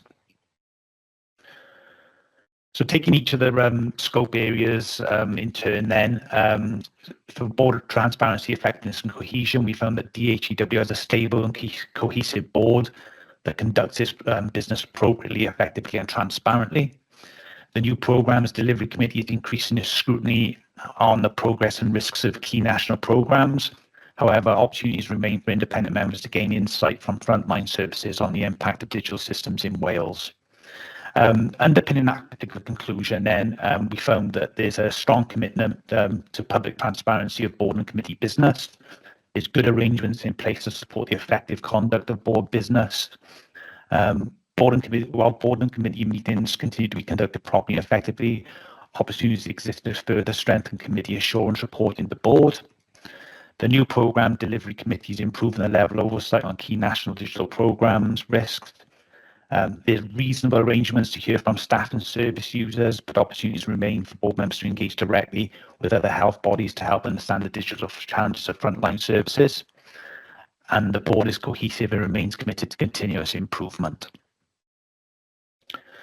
Moving on then, under corporate systems of assurance, we found that the DHEW's systems of assurance continue to be robust and operate effectively, but there's scope for greater use of the board assurance framework to shape board and committee business. Again, underpinning that then, we found that DHEW continues to have effective arrangements for managing its strategic and corporate risks, but there is scope to enhance the board assurance framework further. DHEW continues to have effective performance management arrangements with increased scrutiny and challenge on organisational performance and improvement assurances provided to the board on actions to address underperformance. There's effective quality assurance arrangements and process to enable staff to raise concerns, and it also continues to embed its arrangements to comply with the duties of quality and candour. And DHEW has broadly effective arrangements for monitoring and tracking progress against internal and external audit recommendations.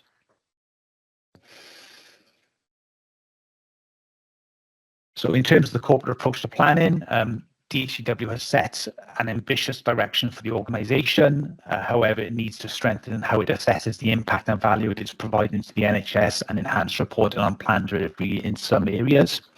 So we found an effective corporate approach to producing strategies and plans, and recently published a long-term strategy underpinned by a key transformational programme. However, it needs to provide further clarity around strategy and IMPP delivery, and complete and embed its value proposition work to demonstrate the impact it is having on the wider NHS in Wales.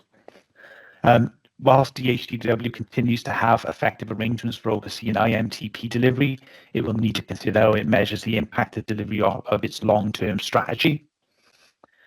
And arrangements for overseeing delivery of other corporate strategies and plans have been strengthened, but opportunities remain to enhance them further. Onto the final section then, corporate approach to financial management, financial resources. So we found that DHEW continues to have a generally effective approach to financial planning, monitoring, reporting. However, risks around the sustainability of the digital priorities, investment funding model, and over-reliance on non-recurrent savings remain. So underpinning that, we found that DHEW met its financial objectives to 23-24 and is forecasting a break-even position for 24-25. As I've already mentioned, this continues to be a risk around the digital priorities investment fund model, and an over-reliance on vacancies to deliver savings. And finally then, board financial reports provide sufficient information to enable appropriate scrutiny and oversight, supported by committee deep dives of financial risks. I wasn't proposing on going through all the recommendations, but just to let committee members know that we made several recommendations which were all agreed by management and are outlined in the action plan at the back of the report. And finally, just for me to say thank you to Chris, Laura, the corporate governance team, and wider board colleagues in DHEW for their continued support with delivering this review. Thank you very much. Thank you very much, Nathan. It's a real helpful introduction and overview of what is a detailed report with the corresponding recommendations and response from management. So thank you very much. It's a very valuable document for an organisation like ourselves. I don't think there were any great surprises there. which I guess is how it should be. I'm now going to turn to management for their response, perhaps, and comments. Laura, would you like to come in first of all? Diolch, Marion. Yeah, so I think, we always like and look forward to structured assessment here and the HCW. So it's a real pleasure to work with Nathan and colleagues on this. And I think from our perspective, it's really pleasing to see sort of from governance and risk, the report is generally positive. We are taking the feedback and recommendations in the report, and some of members will see this come through in the committee highlight reports and board assurance framework report that will go to the SHA board in November. One area mentioned in the structured assessment is the opportunity for board members to gain insight from frontline services on the impact of digital systems across Wales. And this has featured before in structured assessments. So it has always been a challenge, but one that we are actively working on. And just to make committee members and Audit Wales colleagues aware that we have been linking with the chief nursing community on this, and hopefully we've managed to secure some site visits through this network. So we are actively taking this forward, and hopefully that is something we'll be able to see now as we go into the next financial year.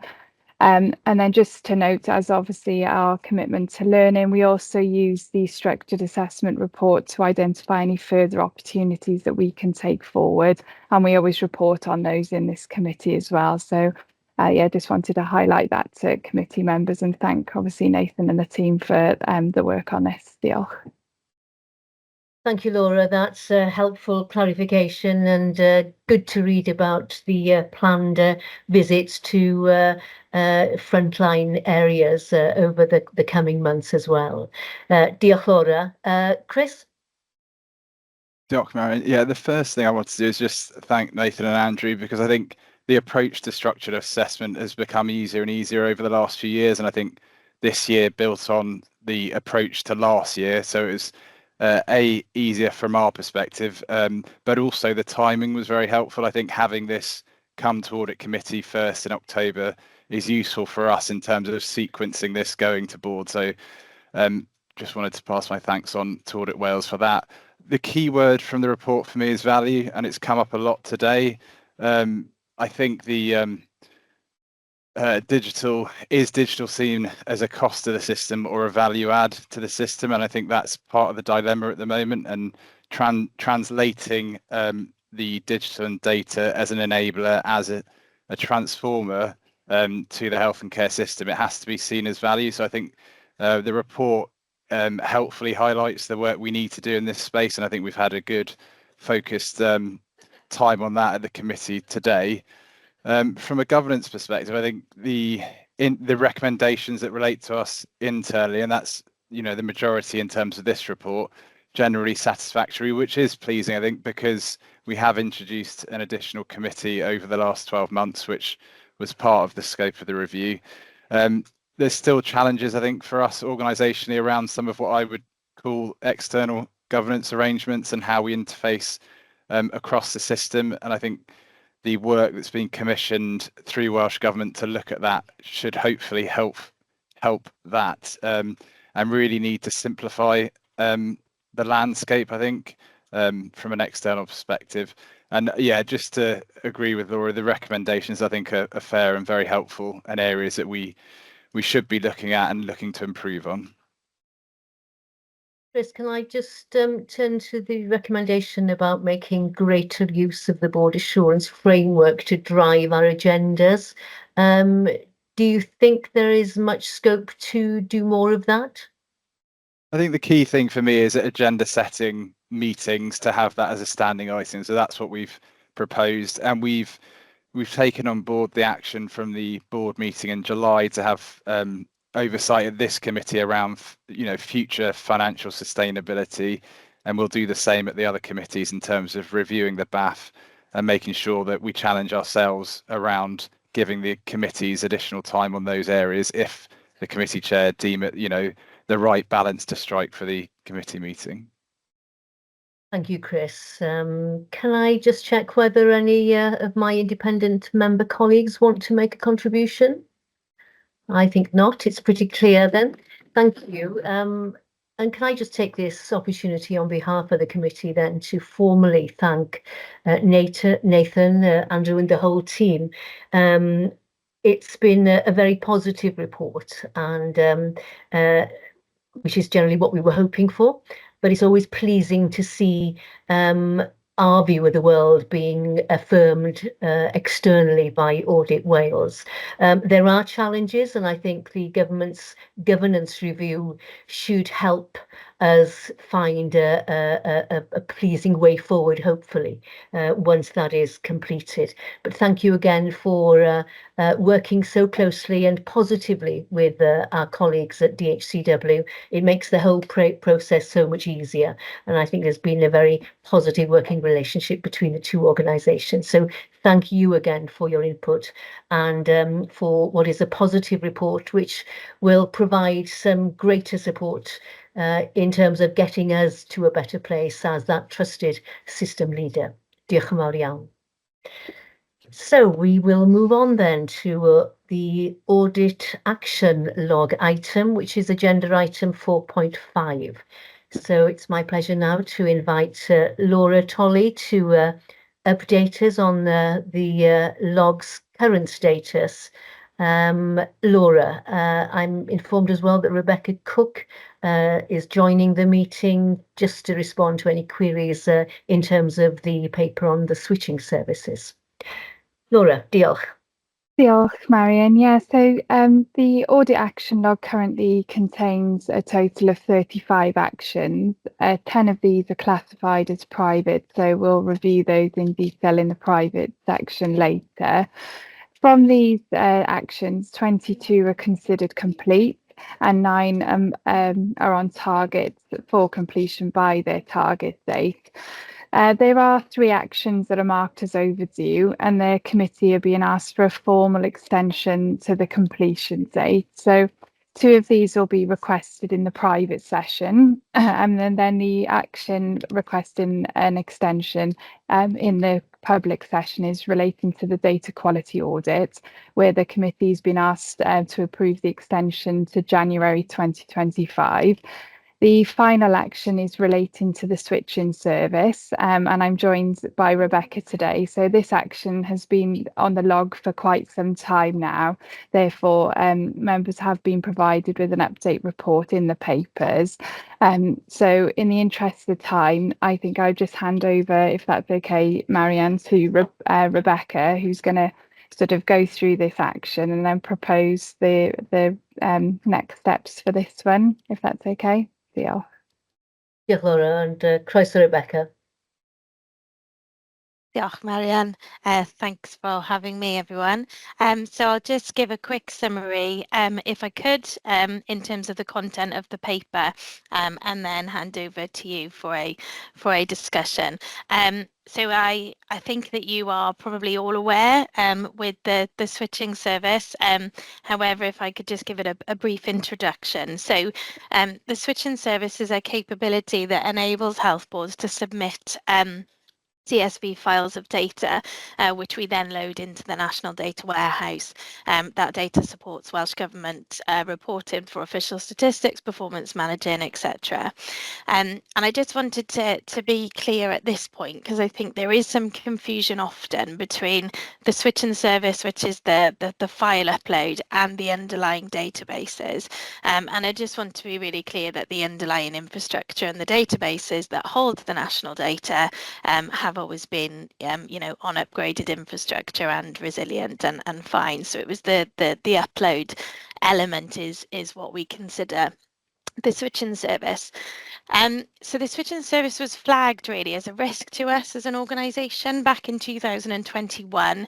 The switching service is quite aging and old. It's been around over 20 years now, and at that time it was running on old hardware and software, and it had an increasing potential to fail. And obviously during that time we were putting a lot more data through there in order to support the COVID-19 pandemic. So that led to us raising a corporate risk, and a review was undertaken of the switching service, as I think you were aware, in line with the internal audit action plan in 22-23. And that was really to look at the risks and to make sure that we were mitigating those risks in terms of the switching service. So there were 5 recommendations in that audit report, and the one that I'm here really to discuss with you and close off today relates to the action around that longer term mitigation in terms of the NDR capabilities. So the National Data Resource Programme has now delivered our target architecture for data and analytics, and we will be migrating our existing data warehouses in 24-25 over into their new home. There won't be a replacement for the switching services. It will essentially be negated. You will not need to have a secure file upload system in our new cloud infrastructure.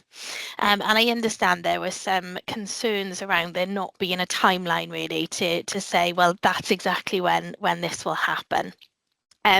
So in terms of the risk itself, we have moved on. I think we're in a different position in terms of the overall risk. So there was a lot of work done last year in response to the audit actions to make the current switching service geographically resilient.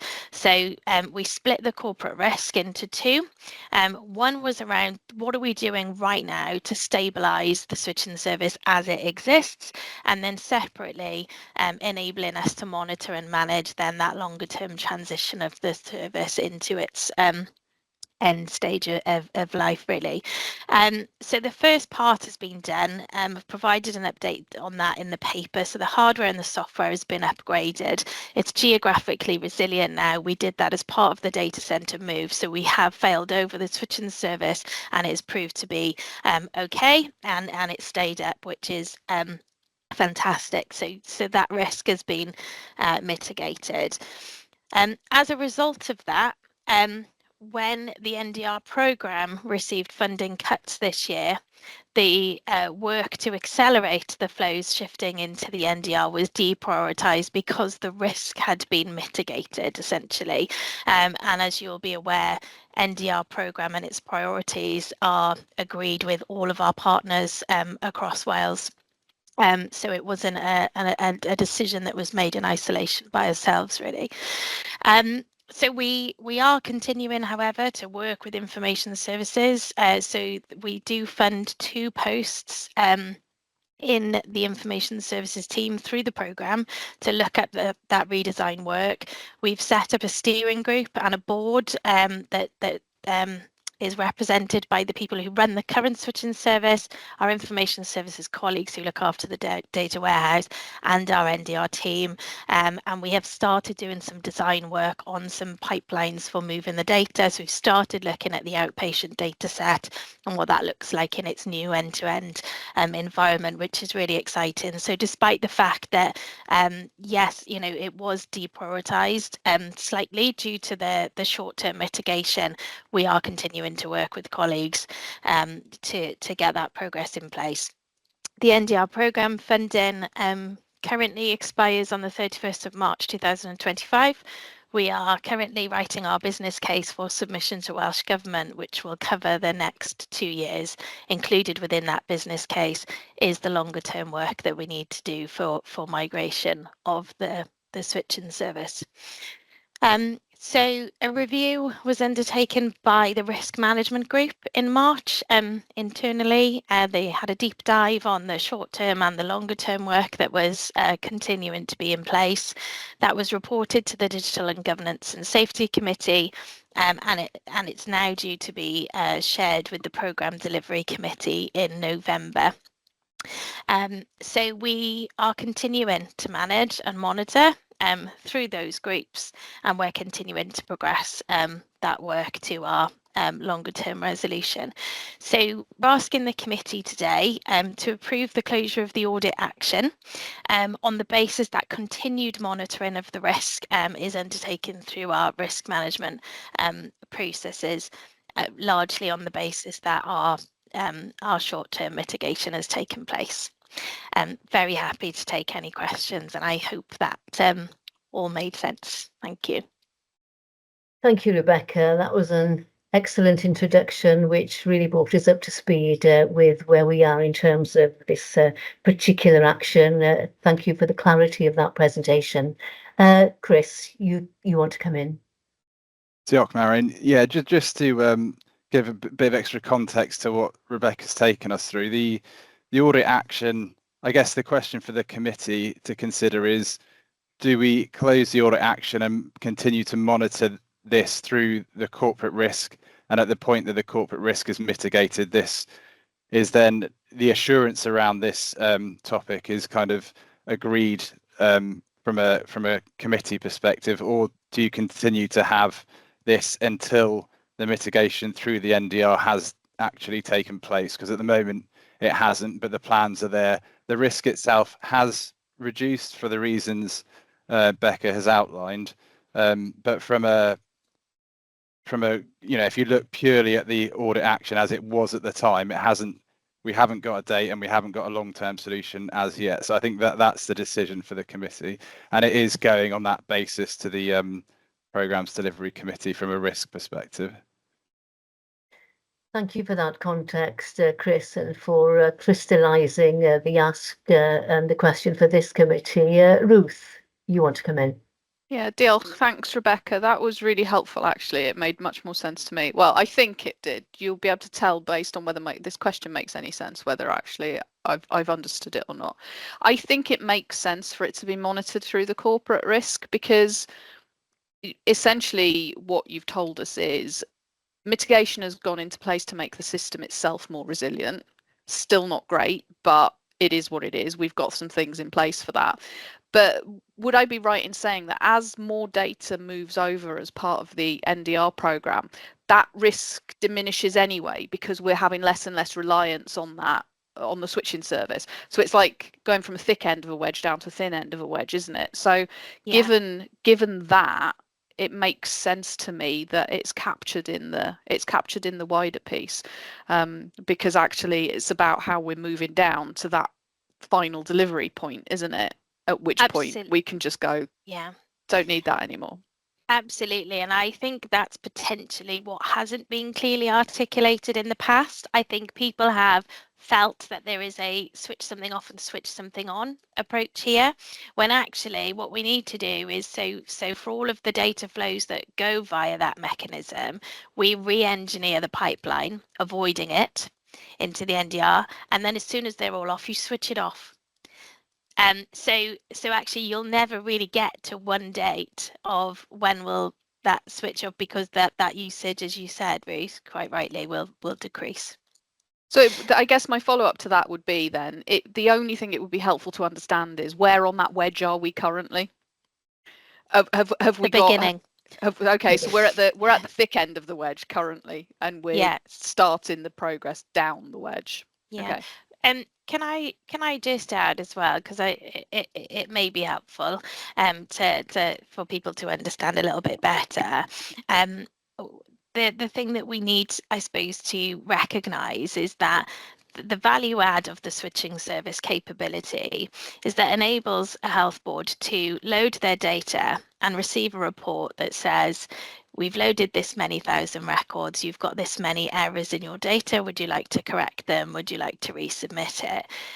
If the switching service wasn't there, it doesn't take away our ability to load the data into the national data warehouses. It just means that we have to do it manually. And so actually often I think people are concerned that if the switching service went down, we wouldn't be able to load data into the national data warehouse, and that isn't the case. Thank you. That clarification is really helpful, Rebecca. From what I'm sensing around the virtual table is that we are happy to close off this action, and it feels to me that it's timely to do that now, and that we will continue to monitor through the risk register as we would with any other risk. So can I just sense check that with colleagues? Are you happy for us to take that approach? Okay, thank you. I think that is carried then, and thank you, Rebecca, again for joining us and for the clarity of your presentation. So No let's problem. go back Thank you. to the wider question then. We're asked to note the action log and to prove the request for the audit action extension outlined in section 4.5. Are we happy to do that also? Thank you. Laura, is there anything you want to add? No, that's fine. Thank you, Marion. Thank you very much for taking us through that action log, Laura. Very, very helpful indeed. And let's move on then to the next agenda item, which is 4.6. And it's my pleasure now to invite Henry Bales to present the local counter-fraud progress update report. Croeso, Henry, you're very welcome. Thank you, Chair.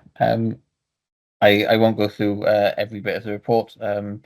It covers our work over the last quarter. Just to pick out, we are fully incorporated into the corporate inductions. There were 2 held over that period of time. I think there were a couple that had to be moved and stuff for holidays, etc. But we are attending all of them that happen. A newsletter was published during that time, and I suppose the main thing to draw out on this section would be e-learning and fraud awareness, which we can see is now up to 92.2% of the staff have got that compliance and completed the training. That is going up every month. There are more and more people doing it every month as it goes on. That figure is from the end of August, because I had to submit this before the end of September. So I would anticipate that to actually be higher now, and we'll keep track of that as we move forward. Over this time, there have been 4 bulletins or intelligence bulletins, which have all been shared with cybersecurity colleagues, because that's where most of them fell within. No risks were identified to the organisation from any of those, and all action was taken to mitigate, for example, some of the emails and email addresses that had been used in other organisations were then blocked from coming into NHS Wales, and those things were done.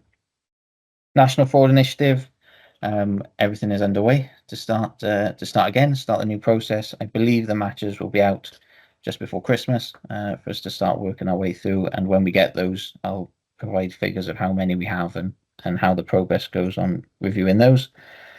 In terms of referrals, first off, I apologise, because it does say there are 6, and there are 6, but then I've only gone on to detail 5 of them in my paragraph, so I apologise for that. 4 of them relate to the intelligence bulletins that we mentioned previously. There is one, as mentioned there, where a member of staff came to us seeking some clarity on a risk or a potential issue. After digging down into that, it didn't have any impact on DHCW, and they've been referred on to other partner agencies that may be able to assist. And the final one, which isn't mentioned there, should be, so I apologise, is about return of IT equipment. It was referred to as some potential issues of IT equipment not coming back. However, that was all resolved without any issue or need to escalate on our perspective, and there have been no new formal investigations opened in this quarter. And again, salary overpayments, the process is in place. I think the new policy is imminently coming in, if it hasn't already started, and we have access to the dashboard to review any of the significant salary overpayments that come through, of which there have still been none that have come to us for DHCW, which is great to see.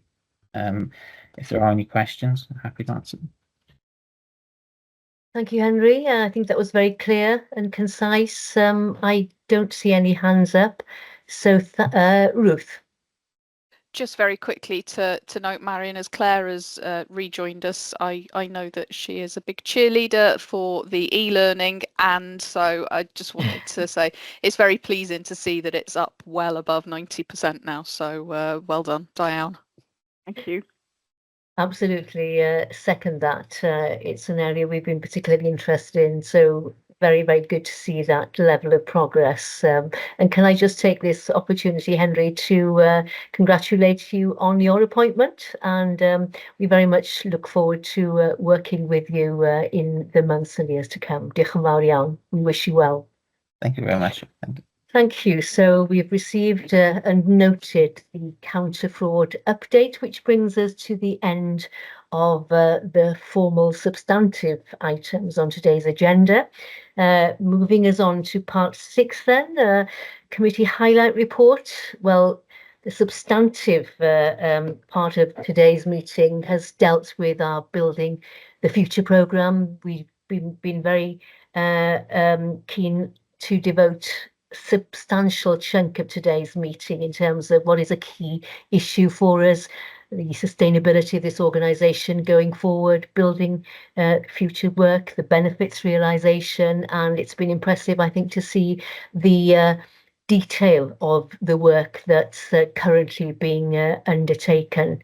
We'll certainly highlight that to board. We've had a number of positive audit reviews as well, which we will highlight, and of course a very positive structured assessment. Can I just check whether there's anything else specifically that you would want me to highlight to the board at this point?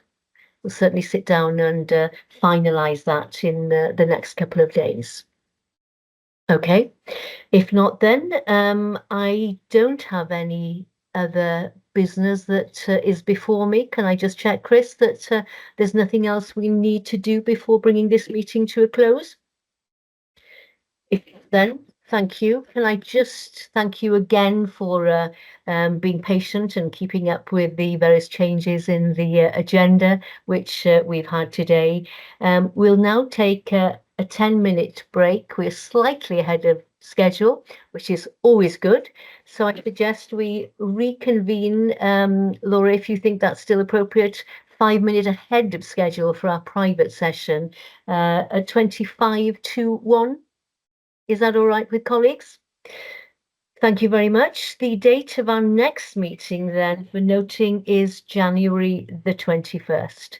Thank you again for your contributions, colleagues, for your engagement, and my thanks also to external colleagues for joining us for today's meeting and for your contributions. Diolch yn fawr iawn a dybo. Thank you. Bye. Thank you.